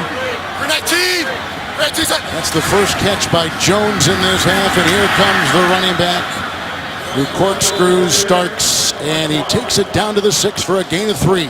Dick LeBeau said they had the best 1-2 punch between running backs Eddie Lacy and James Starks. Lacy goes out after tweaking that ankle, and you can see Starks picking up where he left off, just keeping the offense on schedule, giving Matt Flynn and his Packers offense balance. Saw the red zone numbers, second goal at the 6. And the inverted wishbone starts. And a gain of 2. Timmons was on top, and may have been Sylvester there at the bottom who got him, and they advanced the ball to the 4. This Pittsburgh Steelers defense, as long as Dick LeBeau has been coaching them, they've always been good at shutting down your run game. And every now and then you've got to do some misdirection stuff. Try to get out on the perimeter, allow your runner to get coming downhill, but you've got to get them on the run. You can't just knock them off the ball and come straight out. Kuhn is in, 6 defensive backs for the Steelers, third and goal at the 4. Flynn for Boykin, the coverage by Allen. Allen did a much better job there of getting his vision inside on the ball and being able to make a play on it. Flynn just had to throw it high. He's got to do a better job, I think, of giving Boykin an opportunity to make a play on the football. Protection holds up, 3-step drop, gets out of it. See, never kept that one in bounds where Boykin could make a play on it. He has to be frustrated with that toss. And the Pittsburgh Steelers defense again keeps him out of the end zone. So here is Crosby with a 22-yard field goal try. Clendon had a hand on the first one, and that baby is through. 12:04 to play. The Packers creep closer, down 31-24, with heavy playoff implications at Lambeau. Just about 3 minutes gone here in the fourth quarter. The Packers have scored 10 points off of 2 Pittsburgh turnovers. The Steelers had the pick 6 by Cortez Allen. Green Bay just got a 22-yard field goal by Crosby. And here comes the kickoff with the Pittsburgh Steelers still alive, needing some things to happen. One thing was for Miami to lose, which they did earlier today, and the Jets won. They needed that as well. Felix Jones will watch this go over his head and whistle out of bounds through the end zone. Touchback to the 20-yard line. The Steelers are still alive. Hard to believe after their 0-4 start of the season. Absolutely. And now they have to win both of their remaining games. And, of course, they need some help from Baltimore, Miami, San Diego. They got the help they wanted from the Jets. A lot of things have to fall in play, but more than anything, they've got to hold serve. They've got to win their last 2 games to be able to make it happen. I think it's just remarkable considering they lost their first 4 games of the season, got off to a horrific start the first half of the year. They have Cleveland next week at home. And if you're joining us late, Clay Matthews hurt his thumb, which he had injured week 5. He is out for the game. Le'Veon Bell over 100 yards on the ground, drilled on the play, and he was whacked in the play by the rookie free agent Andy Mulumba, and a stop right there, 2nd down and 10. Mulumba, look at him, just getting penetration, knifing underneath. 55, look at that. There's 3 Packers there along with Lattimore and others. Good run defense. Mulumba, another one of those rookie free agents that Ted Thompson has signed that contribute right away. 2nd down and 10 for the Pittsburgh Steelers. Bell today, 19 carries, 102 on the ground.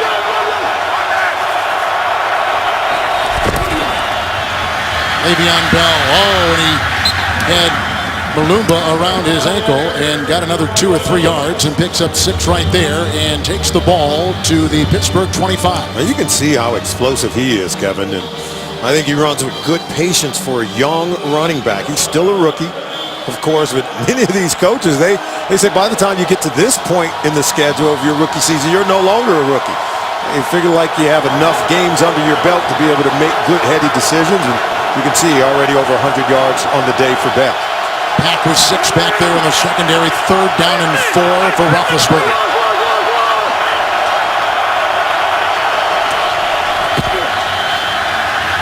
And off the fingertips, the coverage on the play.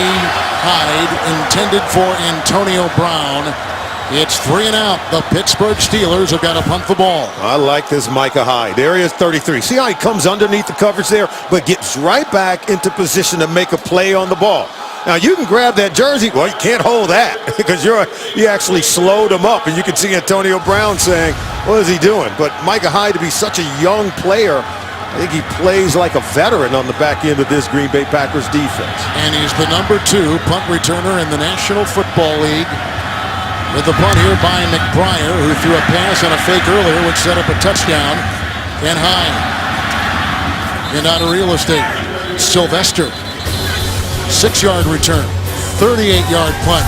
They're trying to stay warm at Lambeau.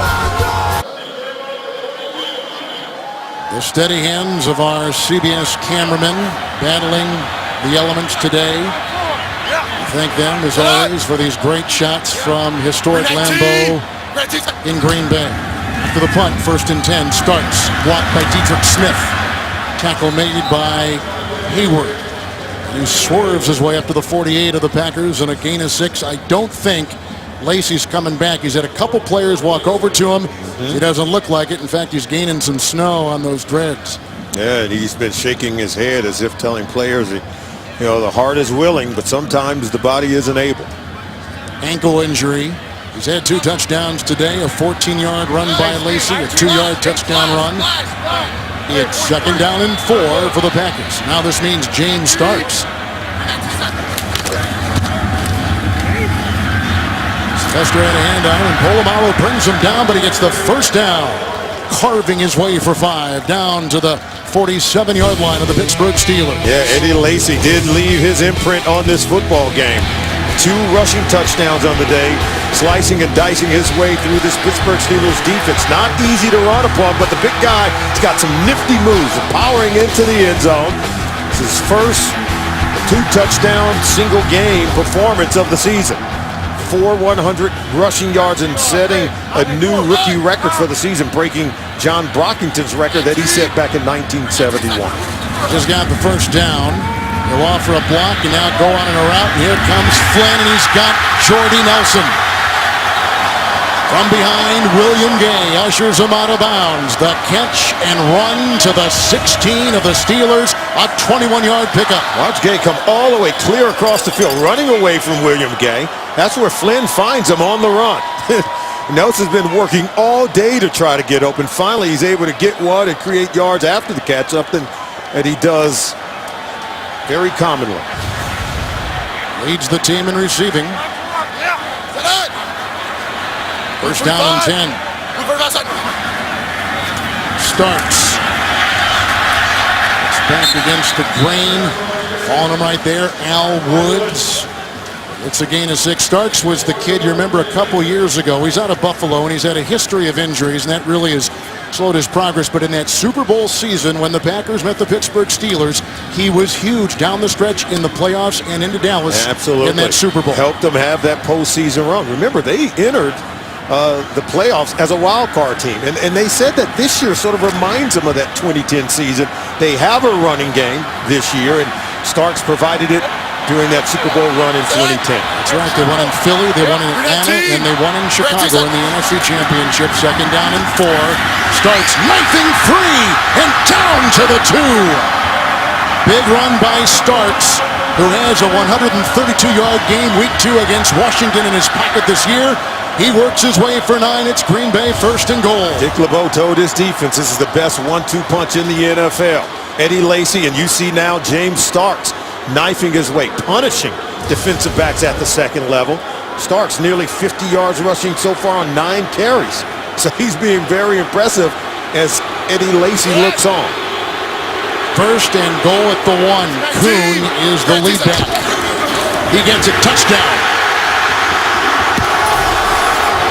John Kuhn, his first rushing touchdown this season with his first leap of the year into the welcoming party, and the Packers an extra point away from tying the game. If you don't think Mike McCarthy is one of the best play callers in the NFL, well, you're just not paying attention. I just love the way they sliced and diced their way on this possession. Look, they just handed underneath to Kuhn when all the defense expected James Starks to get the ball coming off tackle on the left side of their offensive line. Kuhn sneaks in through the back door.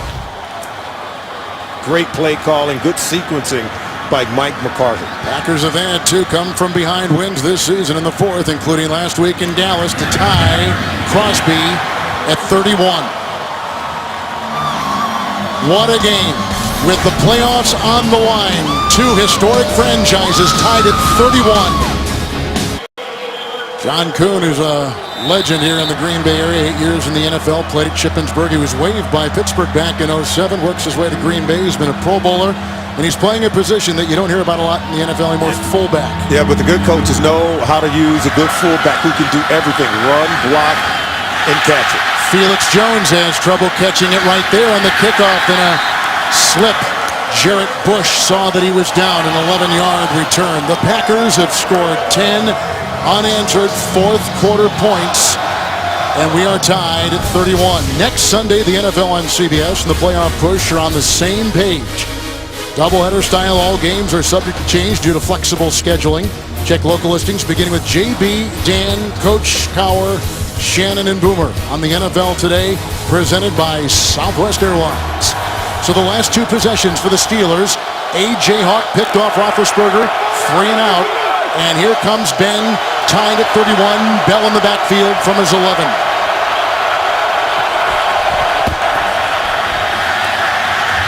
Bell the block, going deep and looking for Brown. And the coverage on the play by Richardson.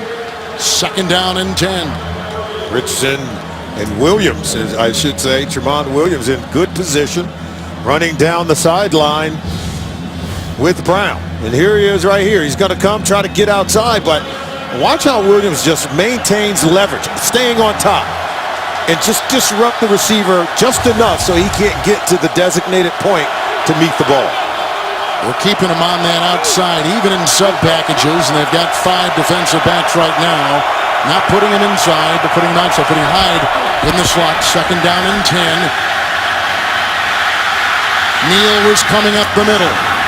Antonio Brown with a good move on Jennings, and then finally brought down by Tramon Williams, chasing him from behind. That's a catch and run of 28 yards for Antonio Brown. Wow, look at Big Ben. He was dead to right. Should have been sacked on this play, but we talk about his athleticism, ability to extend the play. Right there.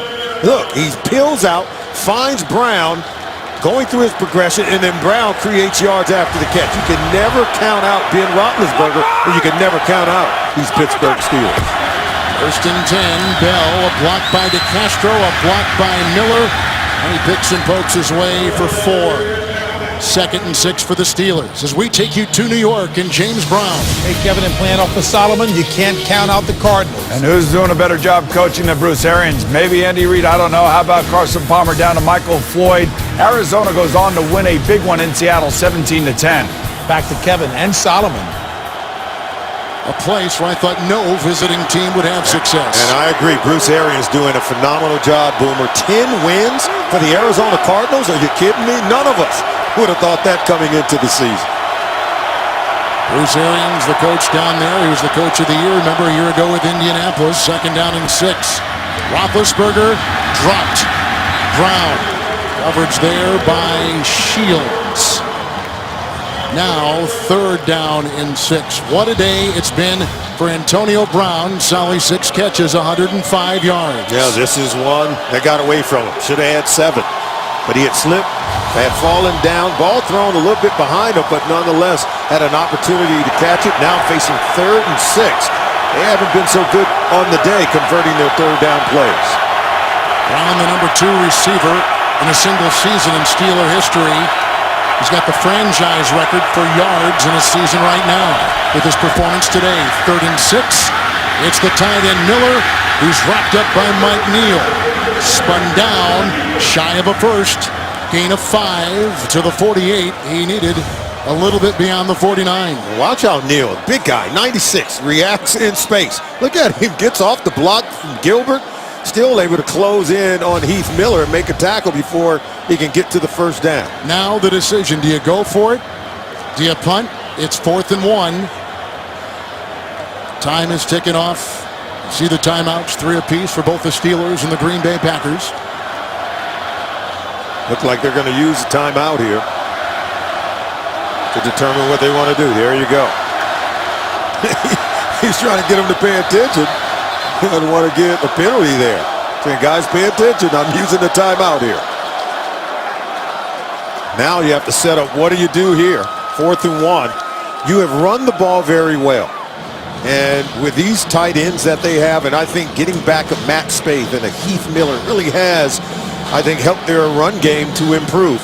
Now, Ben can always check out of that play and go to a bubble screen and throw it outside if he has favorable numbers on the outside to these receivers who are very good at running after the catch. And that's why I like the fact that they're going to go for it, because they have multiple plays built in depending on what look they'll get from the Packers defense. I think what Tomlin has had to work with, and quarterback Ben Roethlisberger has had protecting him 6 different offensive line combinations this season, and losing perhaps their best lineman early in the season in Pouncey to work their way from 0-4 to find themselves on the doorstep of the playoffs, but needing some things to happen and certainly a win in Green Bay. 3 different centers, are you kidding me? They're stacked in the box here. Dwyer is in 4th and 1. They converted 4th and 2 earlier. Roethlisberger, ahead it goes to Will Johnson, hurdling for the 1st down. Dayton Jones got a hand on him. Flag has been thrown. And they may get Antonio Brown blocking downfield before the ball was even thrown. Well, they're pointing to Green Bay. Let's see if there was holding on Antonio Brown. And what a conversion this would Prior be. to the pass, holding number 38 defense. A penalty's declined. Result of the play, 1st down. Tramon Williams, and it was Will Johnson who caught his 7th pass of the season, and it came at a big time. Yeah, there's Tramon Williams right there, matched up against Antonio Brown. That's where the holding occurred. And here is the play right here. Nice pass. It's a good, well-designed play by Todd Haley to generate the 1st down.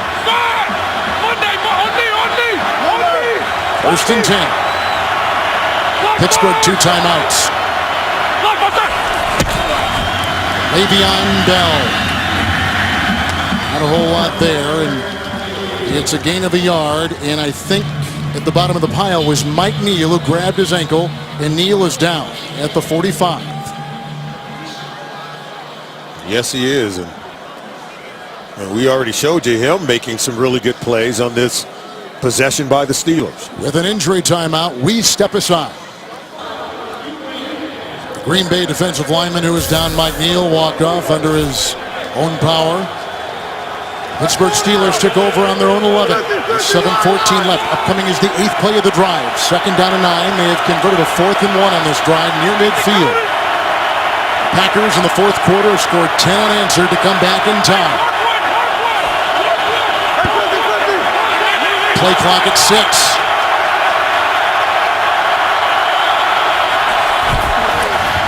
Bell to Castro will lead the way.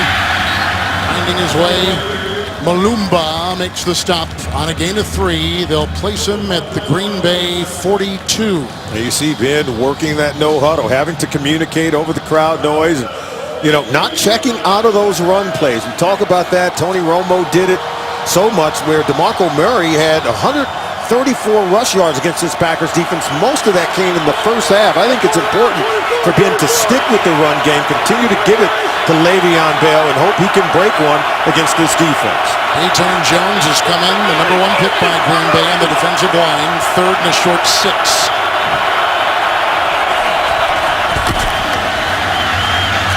Bell short, incomplete. Hawk with the coverage. 4th and 6. Wow. I know Ben wishes he had a better throw there to Le'Veon Bell. Threw it behind him and low. As you're running away from the quarterback, those are the difficult ones to haul in when they're low and behind you as you're running away from the passer. They are going to punt. McBriar is out there, and Hyde awaits inside the 10. On the field, the wind doesn't seem to be a factor.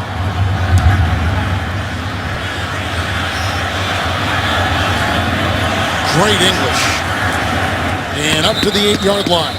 Well-placed punt by veteran Matt McBriar, who earlier in the game had a fake punt pass of 30 yards, which eventually led to a touchdown run of 13 yards by Ben Roethlisberger. All a part of a huge scoring 3rd quarter for the Steelers. And now Matt Flynn comes on. 3 minutes to go in this ball game. He kept their season alive, resuscitated it with a 23-point come-from-behind win on the road against the Dallas Cowboys, scoring 34 points in the second half. And now all they need is 3.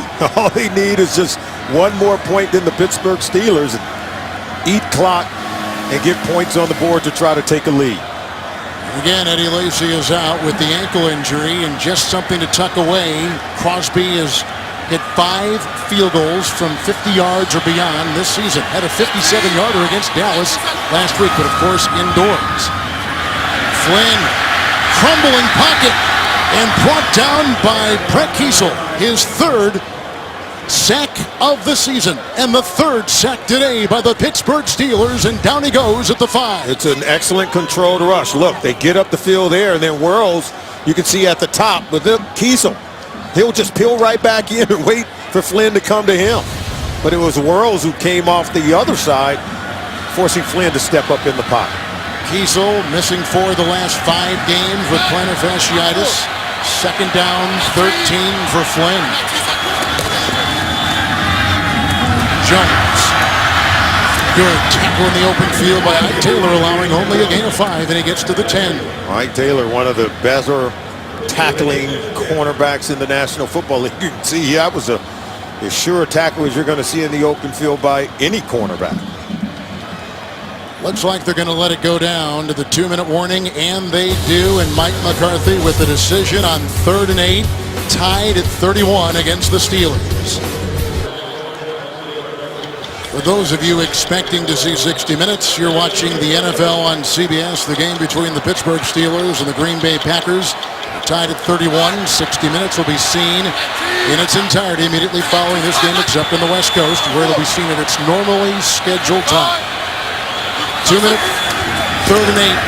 Flynn He got away from one. And he's getting a blind. He fumbled the ball, and Kiesel may have vacuumed it in. And it is a fumble by the quarterback, and the Steelers have picked it up. They have gotten the ball at the Green Bay 17. There's a flag down in the end zone, and Matt Flynn can only hope will negate the costly fumble.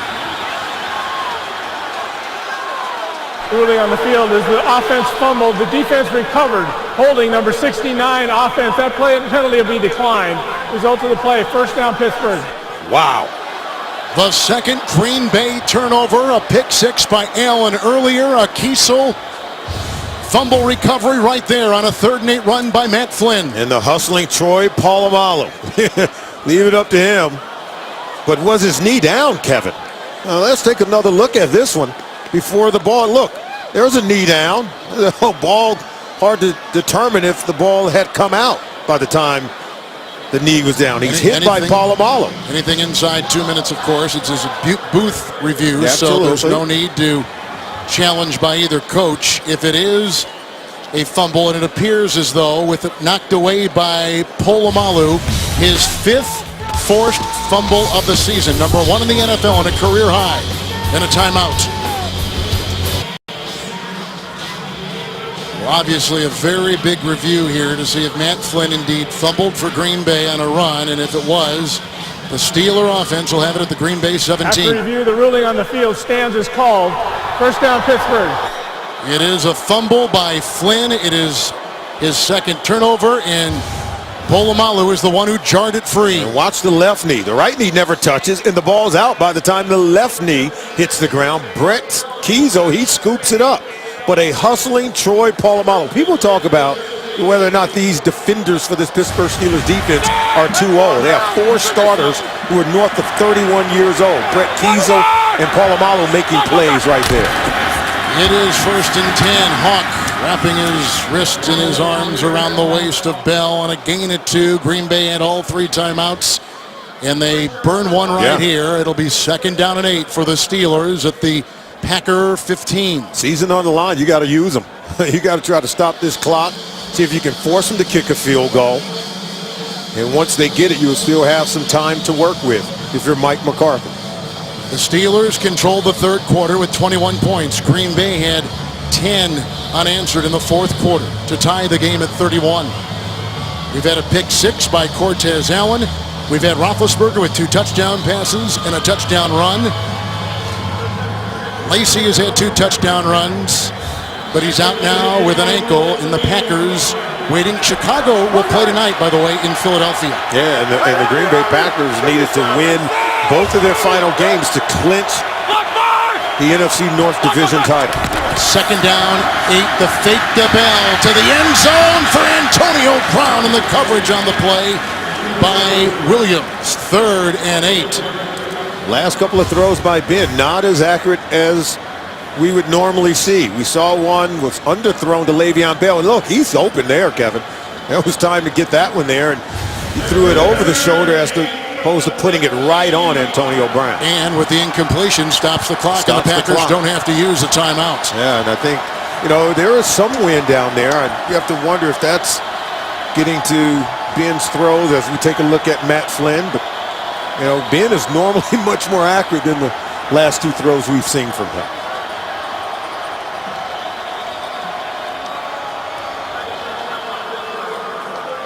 Pittsburgh has taken a timeout, using their 2nd with a 3rd and 8 coming up. Wow. Mike Tomlin didn't want to have to burn that one. You're helping out the Green Bay Packers now, because if you don't convert here, and they'll stop the clock, force you to punt, and they'll get the ball with pretty good time left on the clock. Here's what the Steelers had to do. They needed Baltimore to lose both, and Baltimore losing right now. Miami had to lose both, and they lost earlier today. And San Diego has to lose next week against Kansas City. That, of course, is assuming Pittsburgh has a win and a win to finish the season. Of course, I said punt. They're going to kick a field goal on this 4th down, but he didn't want to have to burn that timeout. You want time to tick off that clock if you can't convert here. Sweezum readying on the sideline. After the Pittsburgh timeout, from the Green Bay 15-yard line, Roethlisberger 3rd and 8.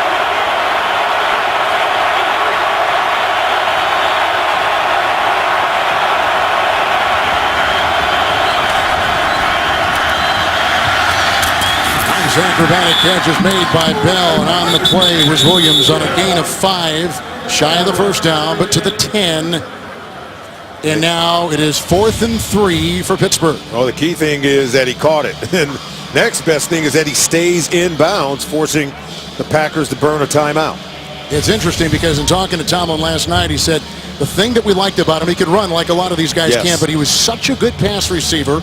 And you can see he just gets him 5 yards closer right there for Sweezum. And he also mentioned that his guy is 2 years younger than Eddie Lacy. And Le'Veon Bell, 21 years old, was 20 coming out of college, and he's now 21. They like the fact that he's got some years left and show that he can carry the ball on every down as he did at Michigan State. Sweezum with 13 consecutive field goals made, a 28-yarder to take the lead. The holder is McBride. The snap from Greg Warren.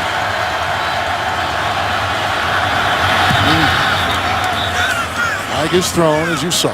Movement off the right side looked like It was 4th and 3 now. Now this is a huge play. Looked like the Packers jumped and was inside the neutral zone. Huge call. It was 4th and Number 3. 53 defense, 5-yard Oh, penalty. my That goodness. yardage is enough for a first down. Nick Wow. Perry. Nick Perry is the one that jumps. Wow. Did he say 43 or 53? I thought he said 53, but let's see. I could be wrong. There it is It right was, there. it was Absolutely. 53. It was 53. And as we said, it was Nick Perry, so he jumps. And the 4th and 3, now it is first down and goal. And he can work the clock down. Absolutely. It's just, if you're going to be a playoff team, you have to be smart and be heady in every situation. It's a third penalty on Green Bay special teams. Bell, first and goal. The Castro block. Tackled by Richardson to the 1.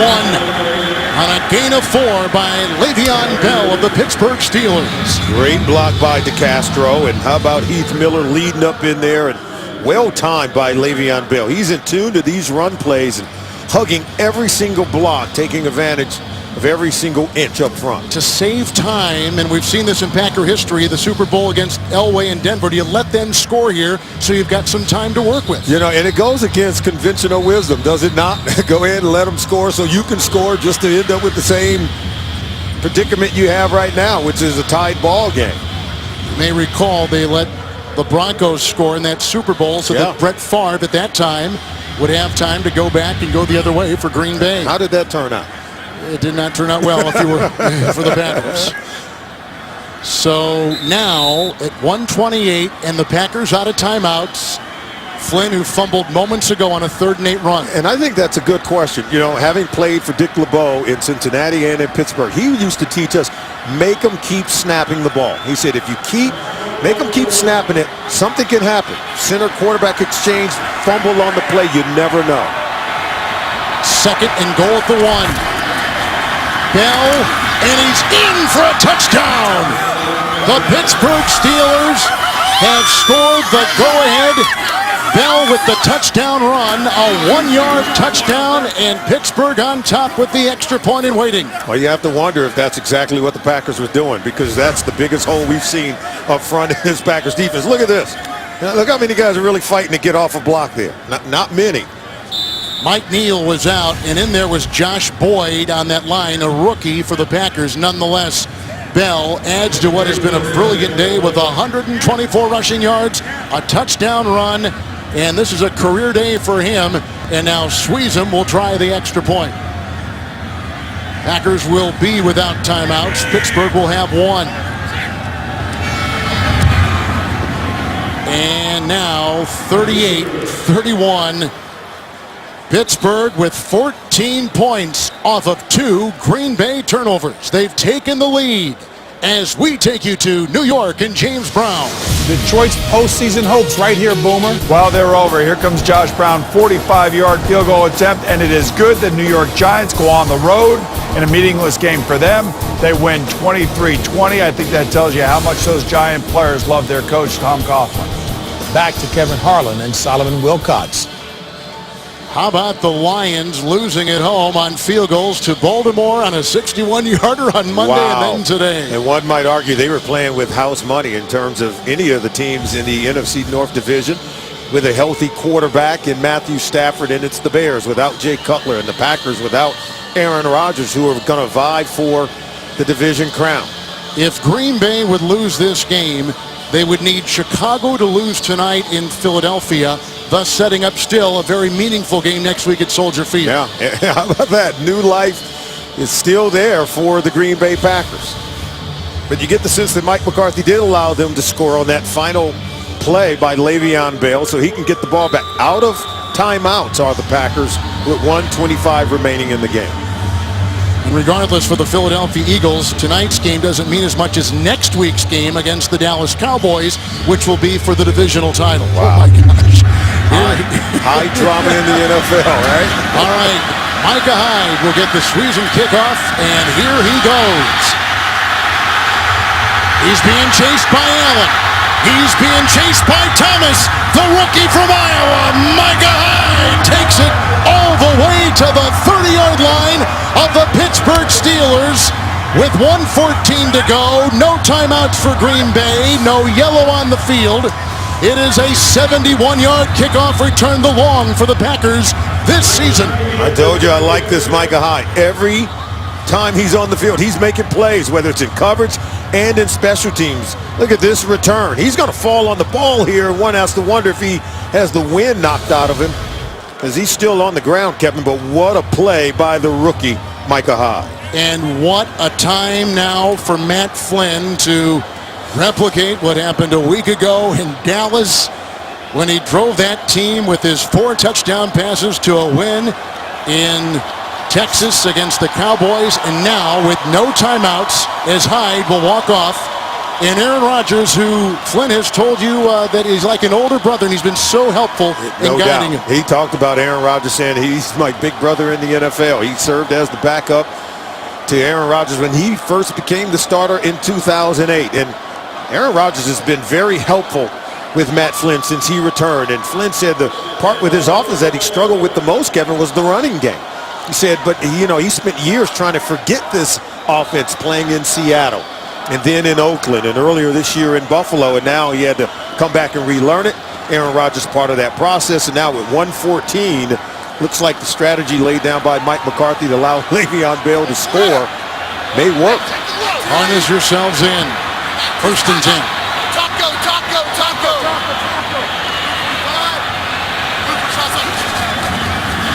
Flynn, Nelson, a Corliss block and a Boykin block. Corliss was inside, blocking out someone coming in. Thus, Nelson had room to go. Yeah, watch the block here. You see 81? Watch him. He'll turn out right there, just slightly forcing a poor angle by William Gay and allowing Nelson to catch it and run with it. Nelson today with 3 catches and 46 yards. It is 2nd down and 3 for the Packers and no timeouts.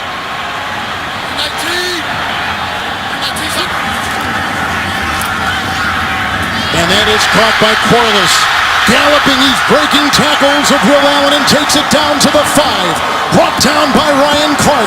It's a 19-yard catch and run, and it's the 1st and goal for Green Bay. No timeouts. Let's see if they spike it or take a shot at the end zone. You see the clock. It's 1st and goal. Starks. Polamalu is flying through the air. He gets as far as the 1. The tackle again by Allen. A gain of 4. What a play by Flynn to Corliss. He's able to catch and run with it, get it inside the 5-yard line. Now with clock ticking, they're going to have to take a shot throwing the football. Oh, and someone moved. It's a 2nd and goal, and it was on the right side of the Green Bay offensive line. The clock at 20 seconds. Surprised me they would run it because you have no timeouts. If you throw it and it's an incomplete, the clock stops automatically. False start, number 67, offense. 5-yard penalty. That penalty also involves a 10-second runoff. Wow. Please set the play clock to 10 seconds. And the clock will start on my signal. Don Barclay. There he is, 67. Both he and TJ Lang moved. Yeah, that's right what it looked like. guard You're and right. right tackle. It's This could be the last play, Kevin. 2nd down and goal. You're right. They take off the 10 seconds from 20 to 10. 2nd and goal at the 6.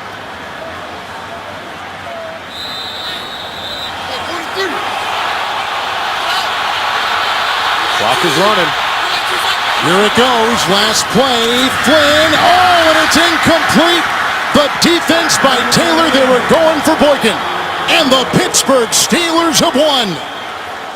Yes, Pittsburgh, there is a Santa Claus. And he has just gift wrapped a beauty in Green Bay for you. And you are still alive. The Packers as well, still alive. But they need Chicago to lose tonight. And the penalty was costly because now watch Nelson here. I think he had Jordy Nelson open there, and it looked like he could have, back of the end zone right now. There was a window in the back of that end zone to get the ball over to Jordy Nelson. The decision by Flynn was to go to Boykin on the outside. See, clock was rolling here, and he's got to go ahead and roll that play. Wow. What a sensational game in Green Bay today. The veteran, Ike Taylor, with the coverage. Flynn's fumble sets up the touchdown run. McBriar, the punter, on a fake punt earlier in the game. Another huge play, a 30-yard completion. What a game. And the Packers, with the loss, will drop to 7-1. The Pittsburgh Steelers will go to 7-8. They have now won 5 of their last 7. The Steelers have won 5 of their last 7 after beginning 0-4. A beauty in Wisconsin. Tonight on CBS, 60 Minutes, then The Amazing Race, The Good Wife, and Elementary. For Solomon Wilcox, Kevin Harlan, so long from Lambeau Field. Happy holidays, everyone. You've been watching the NFL on CBS.